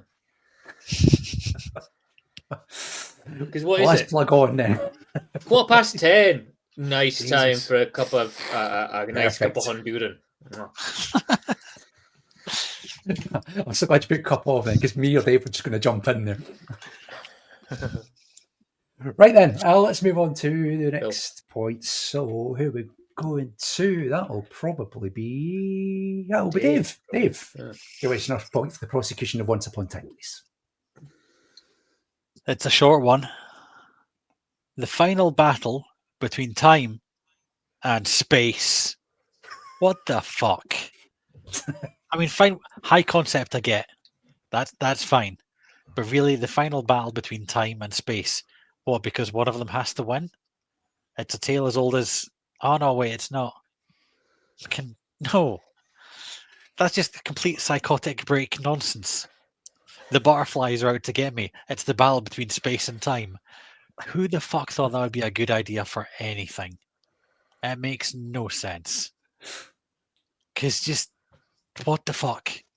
I mean, battle for racial supremacy, fine. I can understand people going for that. Battle to end all of life, fine. I can get that because life is shit. Whatever. But the battle between time and space. What about a war between the land and the sea? The jury is still out. Okay. Well, it means so for another year. Just checking. But that at least makes some semblance of sense. Does it? Maybe. But never has there ever been like the battle between time and space. Yeah. No. But I mean, isn't life just a battle between time and space? Because time kills us in the end, right? And time is constantly kind of, I suppose, clearing up space for other people. So actually, are they at war or are they in tandem with the... Yeah. Metaphysical, isn't it? The battle against the passage of time, fine. I have to... Trying to control all of space, also fine. The battle between time and space, no. I have to get to work on time and hope there's a parking space. But there, time and space are working together. There's not a battle against them. I don't know. If I'm not on time, then there's no space. Because it's Swarm that delivers that line. Old Swarm. Yes. And Swarm and Azura, they are the Ravagers. They are agents of time, aren't they? So they are the ones that want time to be freed from the planet time. They destroy the Maori because they want time to run amok across the universe, which we know will destroy the universe. And we know that Borsak Tecteun is destroying space with the flux. So it kind of leans into this idea of that division is just trying to reboot this universe. It's like in the recycle bin, off you go, delete, empty bin. So surely if they delete the universe, then space is gone and time will win. No, because that's what the Ravagers are there to do. They are there to destroy time as well, because they want a clean, want rid of this universe, isn't it? That's the plan. Essentially, is we're sick of this universe. It's got too much Doctor in it, and we want to start again. So we're going to reboot. We're going to have new universe over here. This one is a waste. This is all turn to shit. We're just going to burn it, essentially. So they can fill it full of antimatter and destroy space, but they need someone to destroy time as well. So that's where the Ravagers come, and that's why she unleashes Swarm, because she knows that Swarm and Azure will do exactly that. They will finish the job, essentially. Which still makes no fucking sense as a narrative thing. It kind of does when you stop and think about it. And you're not just trying to, I don't know, prosecute something. We've unleashed this thing that will destroy the universe. Right, we need more exposition, Dave. Why? Because there's too much Doctor in it. It's just like this universe here, which I've lovingly created, has now got fleas or something. And as I'm going to put it down, it's got the mange. The Doctor is essentially the Japanese knotweed of this universe. It's like, right, I can't do anything now. I can't even sell this universe to anyone else because it's infested with knotweed. No one's going to touch it. The surveyor's going to come out, look at this universe, and just be like, nah, mate, you cannot sell that to anyone. All you can do is burn it with fire. Burn it with fire and go and find a new house somewhere else. So that's her plan. Burn this universe with fire to get rid of all the Doctor and the Japanese knotweed, and then start again somewhere else. You're going to get no mortgage when the Doctor's in the burn house. the plans. Like, you've done the physical space thing of getting rid of the knotweed. You don't have to go, burn the plans that show where the house was built, because I get rid of the time it was there as well. But this is like space knotweed. So yeah, it's temporal as well. You've got to think 4-dimensional because it's space knotweed. It's not just the actual knotweed in the garden. It's like space knotweed. Right, then this will take me to another small point for the prosecution. When I mentioned to you Nitro 9, you know exactly what it is and what it does, because it's that one little technical thing that's brought up in that story. When they're doing the whole military squad thing, there's so much techno-babble nonsense, which is then really, really dumbed down in an exposition style, just so they will know what it means. Sorry, Doctor, we've got some slow grenades. What they do is they slow down time for everyone except us, so we can still move quickly. Thanks for telling me that. That's really helpful. No. It's some kind of militaristic tech speak that you don't have to, as an audience member, completely understand. But you know that they do, and that's the important bit. Yes. It could be anything. Explain to us what it does. Yeah, but then there's the you got some of the back of them strawberry bonbon bombs, yeah. But Dave's point is that obviously they are military-minded people. So why are they explaining what the weapons do when they already know what the weapons do? So you're right. You can immerse yourself in that world. You're absolutely right, Cameron. That is what you should do. Mm-hmm. But that's not what this script does. Yes. It explains something to you, the viewer, because everybody's on their phones while they're watching it. It's and there's a lot of this that feels like sort of second screen writing sometimes. Because at the end of the day, it's a television program, and we need to be able to follow it. And if they just have some magic space grenade that goes off and does something clever and magical, I mean, it is called a slow grenade, yeah, or whatever it is. I can't, but it's So then everyone's going to be sitting there going, "Well, what's that? Why is everything running slow now?" Well, yeah, but if they say on the way into the building, sorry, we've got these slow grenades, then you see them take one through it and everything's slow except for the Doctor and their squad. You kind of can put 2 and 2 together. And if you can't put the 2 and 2 together, then good luck finding somebody to wipe your arse because you're a moron. But it's too much dumbing down. This isn't just unique to Doctor Who. This is the same in any sort of. Well, we're only prosecuting Doctor Who here today in this courtroom. Yes. Well, yes, but I'm going to take legal precedent from another case, as happens constantly in. If the other two tough cliff Doctor Who shouldn't join them. In the case of Die Hard versus Christmas movie. 2006, it was clearly established that you need to explain what the military stuff is going on because normal people won't follow. No one actually knows what this means, apart from Joe Llewellyn, who is now off doing some mad military maneuver shit because I've told him to, and I'm probably going to get hit by meat peas again. You need to kind of, if you don't know, you need to kind of explain this to your audience somehow. But again, show, not tell. We've got slow grenades. Then you use one and people can see what it does. Yeah, but you still need to say it's a slow grenade. Launch the slow grenades. Oh, there we go. Yes. You can't just launch the grenade and everything goes slow and then expect No, people to be you like, can say we've got slow grenades. You don't then need to explain what they do and then show what they do. It's not a training video.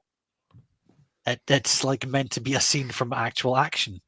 That's how it actually works, though, in real life. That's what happens. They would all explain it to each other. Okay. Actual real soldiers. Yeah. Real-time Will training. Llewellyn's going to come along in an hour and a half and just back us up. Totally. Well, talking of real soldiers, Joe tells us not to worry because his days of going overseas looking for a fight are over. It's a relief to hear.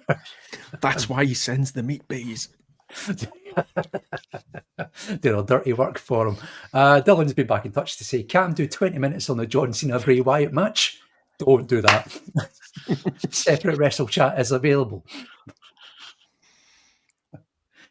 Sorry, I don't know about you guys, but I think they're trying to lead us into a little bit of a trap on the comments tonight because Gareth Boyd just says that word. Yeah, didn't say it. Don't have to take the drink. Nah, I didn't even read it.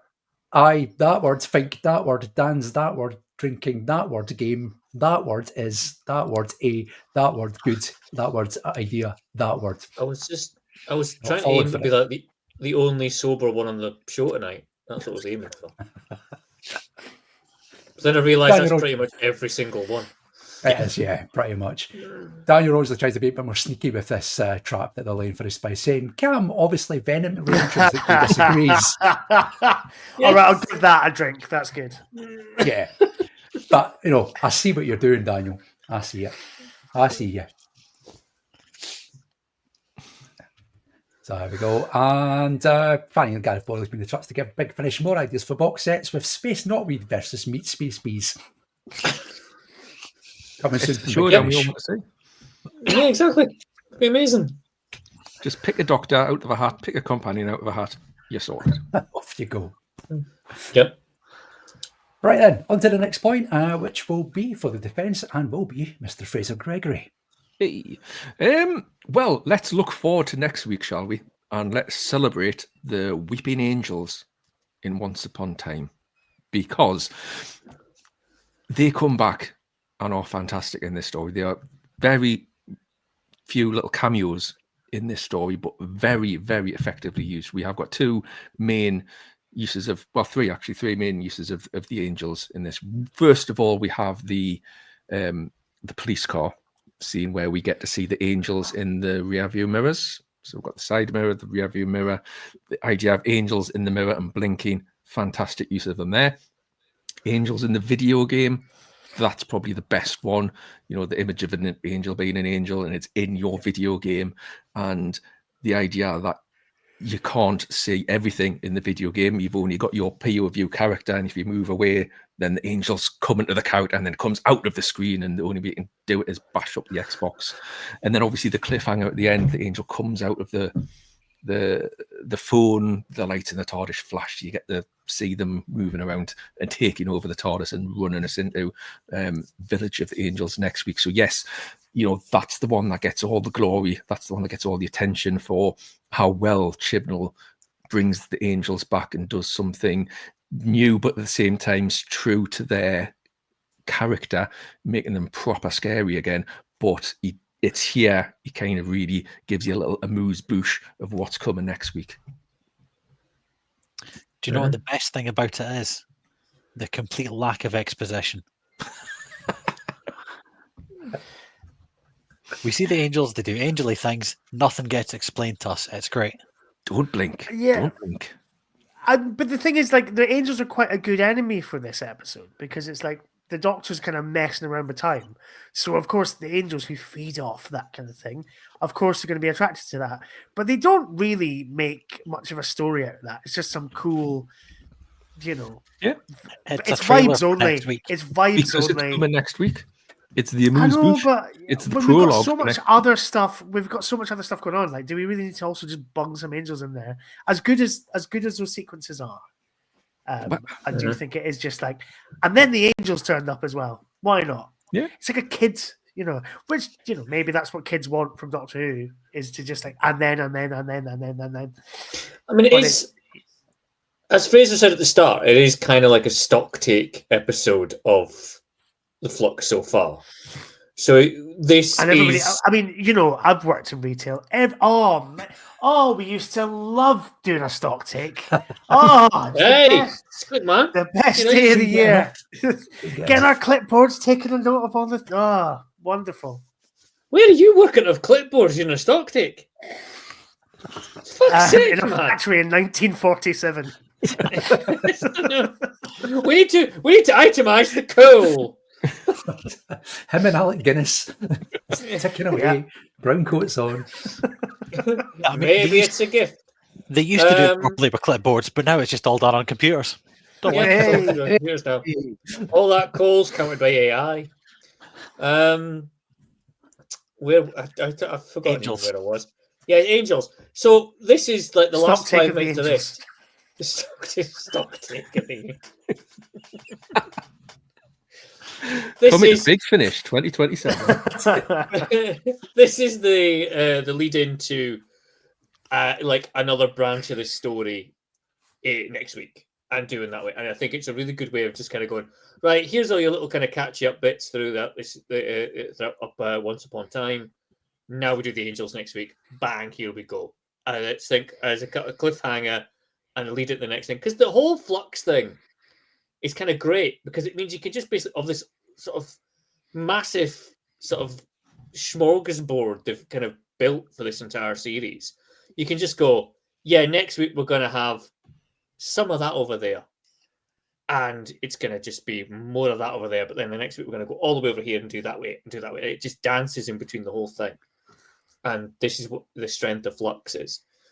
So yeah, having that Weeping Angel thing at the end, bloody brilliant. I still think the Weeping Angels are probably modern Who's greatest contribution to sort of Who overall. Really, as far as like villains go, You've there's not forgotten much the else. Absorbaloff.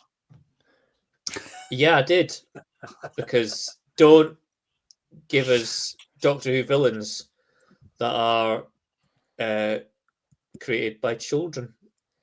What about sorry villains with the that are down on that. children, Chloe? Yeah, well, yeah. I still can't get over the fact. I know I said it once, I'll say it again. I still can't get over the fact that Love and Monsters and Fear Her were your lead-ins to season 2's finale. I can't.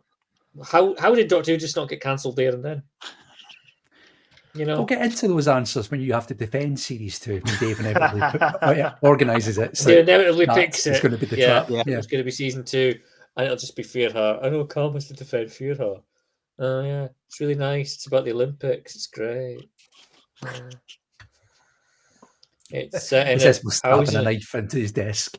It's set in a housing estate. It's so realistic. It's really relatable, because it's set in the same sort of places that you live as a normal person. Look, if there's any more of this negativity, I'm going to report you to the council. Yeah, it's got a really bad paving slab blowjob joke at the end of it. Mark, he said council there. You didn't have to drink. He said council. Wrong C word. Right. Okay, we got any more on that point? No. Anyone else? I think I've waffled endlessly enough. Okay. All right, then let's move on to the final point for the evening. That's going to be Mark. What have you got in the tank, Mark? Well, I've prepared a statement here. By trying to demonstrate the instability that the Doctor has created by messing with time, we end up with just too many of these elements in play. It would have been far more effective to have them dump back to where they should be, with strange goings on happening around them, suggesting that all is not right. It just gives the impression that there's a struggle going on to fill up the runtime. As it is, it's hard to shake off the feeling that the majority of this episode is a 40-minute resolution to the War of the Sontarans cliffhanger. It's all fine, but it's a bit meh as well, especially in comparison to other episodes in this series. Not my words, ladies and gentlemen. The words of the judge in this courtroom, Lee McMenemy, on Strictly's Flux episode. So even the judge knows that this episode is a dog. And I move that it be sent down this very instance. I think what you'll find is immediately after he said that, he said, "I'm teasing you." Thanks, Fraser. Checks in the post. You've saved me there. That's it, really. I had nothing else. I thought I'd throw that in there. That'd be funny, wouldn't it? No, there was no point to make me feel uncomfortable. Yeah. Fair enough. It's not with Dave's job, but fair enough. Okay then, right, so that'll be all the points. So let's go to summings up before we close the vote for tonight. So let's go to Fraser first. So it gives you a summing up as to why Once Upon a Time is not guilty of crimes against Doctor Who, please. Well, ladies and gentlemen of the jury, you've heard a lot of talk this evening. Some of it correct, some of it incorrect. You've heard about how this story is one that pushes the narrative of Flux forward, but But you've also heard that it is one that stops and takes stock of the characters. You've heard that it's full of exposition, but you've also heard that it is full of showing and not telling. You've heard that it is a slow character piece. You've heard that it is full of action and, excitement. Everyone's right. It's all of these things all together, and that's what makes it really exciting, interesting piece of television to watch. There is just so much going on at the same time, which is not a bad thing, kids. It's really good to have everything just perfectly balanced around what's going on the screen. It's a joy to watch. It's a joy to look at. It's a joy to see these characters doing new, different things. It's a joy to see characters coming in who are then fleshed out and then will then go on, as we know now, into other chapters of this story. It's just a great example of what you can do in the COVID pandemic. It's a great example of Chris Chibnall playing to his strengths. It's just a great episode, a great chapter of a great series, and is, of course, 100% not guilty of crimes against anything, never mind crimes against Doctor Who. There we go. That's Fraser summing up. Dave, let's have your summing up. Why is it guilty of crimes against Doctor Who?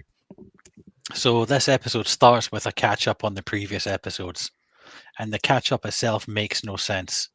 As soon as you finish the previously on, you're already going, what the fuck is going on?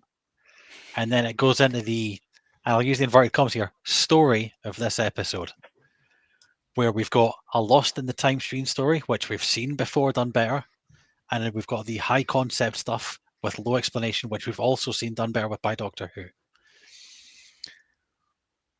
Some of these episodes have the kernel of a great story in them, but this one doesn't. This has no story in it. Normally, my wife asks me which one we're doing, and I say, oh, it's the one where the Doctor's trapped in the same castle for thousands of years, or it's the one where they rob a space bank. The story of this one is, nah, fuck it, I don't know. And that's the big problem with this. There's so much crammed into it and so much exposition that there's no story. And then you get through all of that and you get the last 10 minutes is basically a trailer for the next episode. And that's the problem with all of these episodes is they're not serving themselves. They're serving Flux overall. Instead of telling a story that then links into the next one, they're telling the links for the next one. And there's all the little things about it, like at the end of it, the Doctor takes Vinder and just dumps him on a ruined planet. We already know by this point he's smart, he's well trained, and he's honourable. And she goes, yeah, you know what? Back in the bin, mate. She could have dropped him off where his missus was. She could have reunited them. And I know it all comes up later, but instead she just dumps him on this ruined planet. And there's all of that is just set up for the next episodes. It's Aberdeen, is it not? Yeah. Or Ibrox, apparently. But yeah, all of this is just set up for the next bit. It has no substance on its own. And that's why it's guilty. because on its own, it's nothing. Because if you watch this episode as a standalone episode, none of it makes sense. And you don't want to watch the next one because you know it involves the stuff before it, so it just doesn't work as a Doctor Who episode, which all of them should on their own. End of the prosecution for me. And then some. Right then, Cam, let's have your summing up. Why is Once Upon a Time not guilty of crimes against Doctor Who? I'll try and keep it as short as sweet as possible because we've gone over the 2 hour mark, but I would have to ask people, since this time when this was broadcast about 4 years ago, has Doctor Who been this imaginative since? Has it been this kaleidoscopic looking since?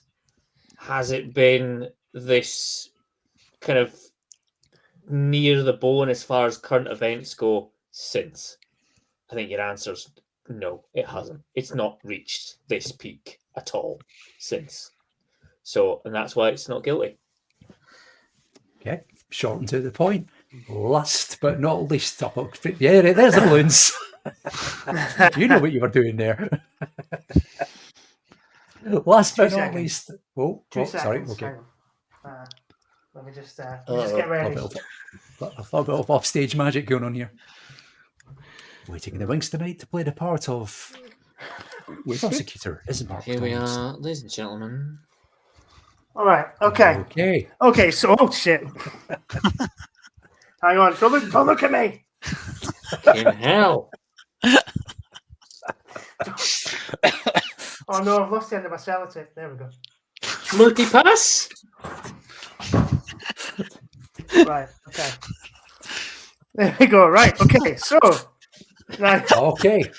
Let's go to the summing up for the prosecution. I'm Rod just gonna hold Stewart, this let's there, right? see what you've got to tell us. There we go. Right, okay. I can't even read my fucking statement now. Okay, so now David Bowie, he never watched Flux because he died in 2016. Yeah. And a lot of people have said that, Bowie knew what was coming. Well, it's coming off again. Bowie knew, that's better. I can see now. There we go.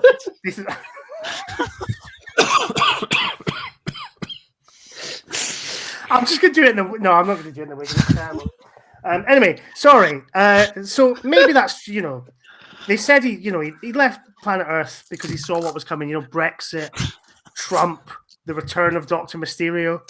Maybe that's true. Maybe that's true, right? But with all of Time in Flux, is it possible that the song Time from his 1973 album Aladdin Sane is actually is it actually about the Doctor Who episode Once Upon a Time? If the court will indulge me, I'd like to offer a close reading of some of the lyrics. Okay, so here we go. Come on, pipe down. We're almost done. Time, he's waiting in the wings. He speaks of senseless things. As yet unborn child. His script is you and me, boy. Once Upon a Time script, is you and me. We're kind of trying to make it make sense ourselves because Chris Chibnall hasn't bothered his ass. Time, he flexes like a whore, falls wanking to the floor. It is a bit wanky and self-indulgent, this, isn't it? A writer trying some formal invention at the expense of good storytelling. I'll skip ahead a little because, we're getting on a bit. Well, I look at my watch, it says 9:25, and I think, oh God, I'm still alive. We should be on by now. We should be on by now. This is how I feel whenever Belle's on screen in Once Upon a Time. Now join in if you know the words.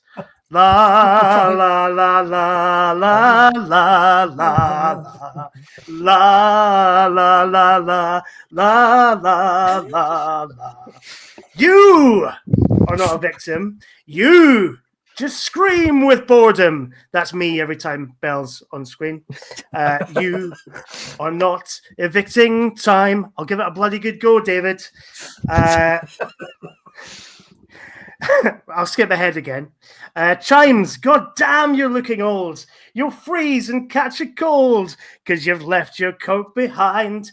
Take your time. And it does. This is all padding and exposition that does little to propel the story of Flux forward, and instead just adds a bunch more characters. But no, well, and one last thing. Breaking up is hard, but keeping dark is hateful. I had so many dreams. I had so many breakthroughs, but you, my love, were kind. But love has left you dreamless. The door to dreams was closed. Your park was real greenless. Perhaps you're smiling now, smiling through this darkness, but I'm fucking not. So anyway, let's do one last climax, right? We should be on by now. One already. We should be on by now. La la la la la la la. I'm gonna shorten the la las. La la la la la la la la. Time. Guilty. Prosecution rests. Good night. Ladies and gentlemen of the audience of the Police Box, you will never see a more touching and heartfelt tribute to the Finn White Duke than what you've just witnessed. The fuck is in 50% beer prayers, right? That was David Bowie there, and next week we welcome Motorhead into the studio for the old grey whistle test.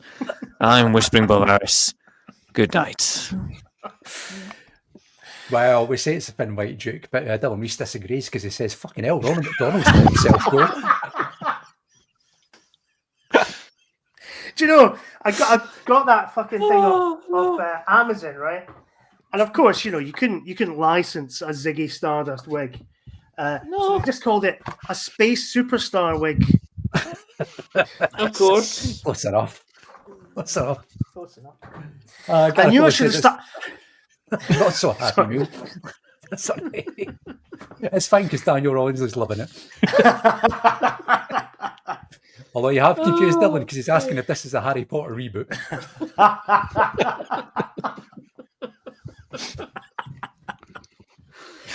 Look, I promise you a big finale. And there's your big finale. You certainly delivered on that, that's for sure.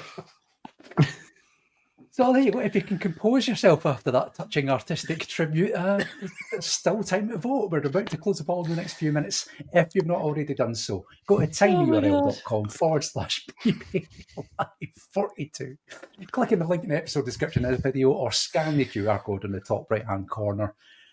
When we come back, we will have the results of tonight's poll. When that ticker disappears from the bottom of the screen, the poll will be closed. So we'll find out in the space of the next few minutes whether Once Upon a Time is guilty or not guilty of crimes against Doctor Who. We'll be back very, very shortly.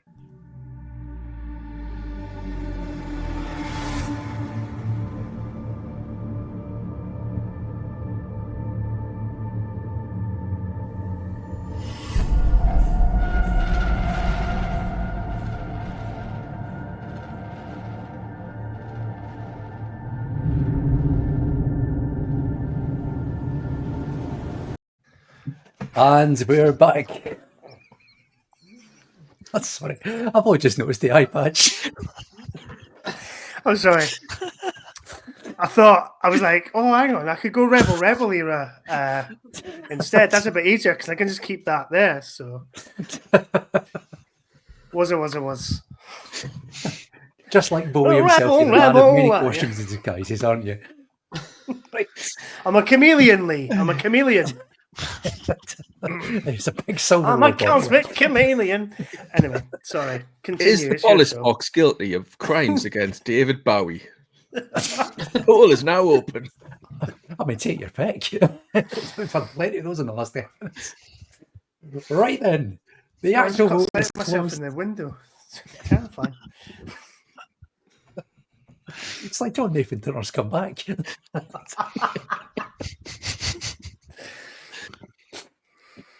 He's been persuaded to stay. Right, the vote has now been closed. It is time to find out whether you thought, based on the arguments of the guys tonight, whether Once Upon a Time is guilty or not guilty of crimes against Doctor Who. Here is how you voted.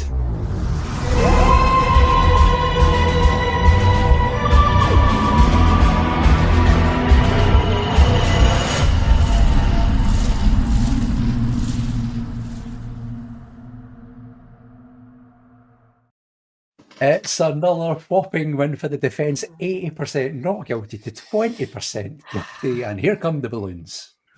No. We get balloons? Balloons are off. I think you only get one a go. Gone now. One per stream. The heart. That's still working. So there you go. Cameron is 3-0 up on the series and potentially could win the entire series next week when Village of the Angels goes on trial. Oh yeah, no, that's going to be a tricky match. Defense, isn't it? Who knows? Anything could happen. I mean, it probably won't, but anything could happen. So there we go. Thankful that Cam has got a 3-0 he can celebrate tonight.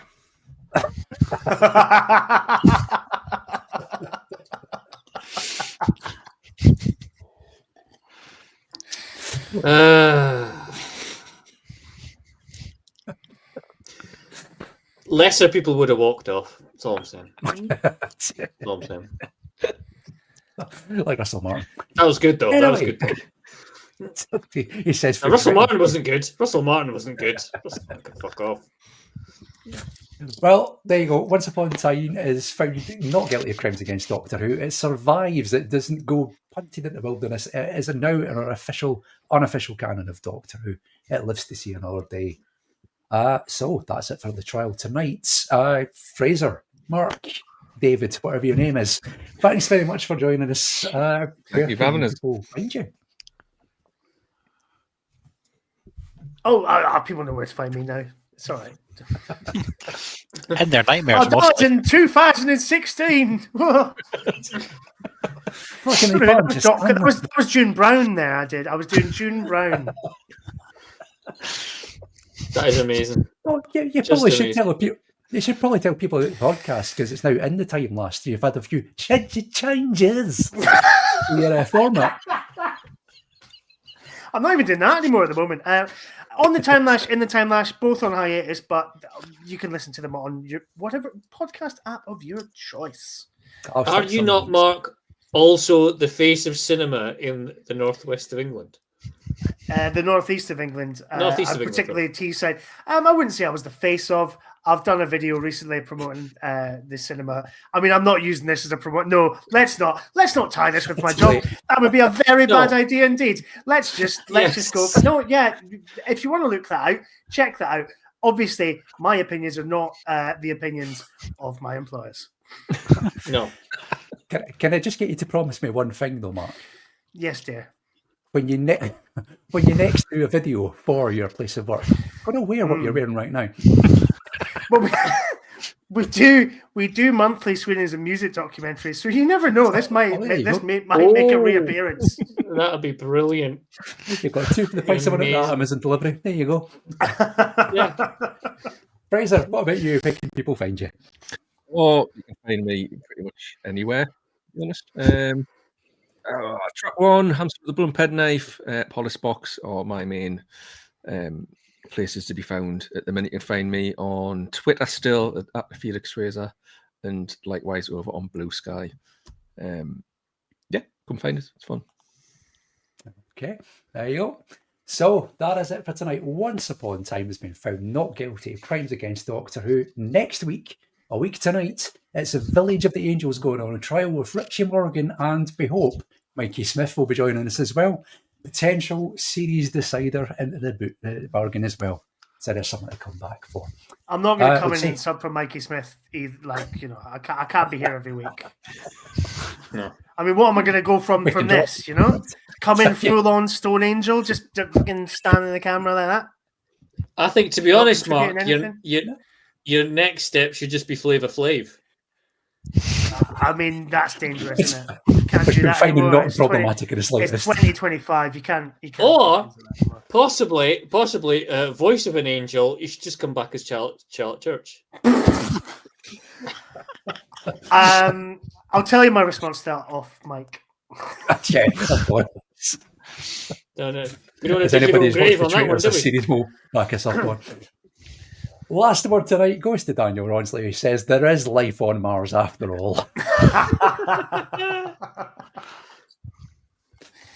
Right then, that is it for tonight. Thanks very much for watching, everybody. Thanks for voting in the poll. Thanks for sending us comments. Thanks for surviving the nightmarish vision of whatever the hell Mark's just put us through. We'll be back. Village of the Angels at our usual time of 8 o'clock with Richie Morgan and possibly Mikey Smith. We'll see you then. Thanks very much for watching, everybody. How do we get hearts? How do we get hearts? Do we get hearts? No, You don't get the manager either. Good night.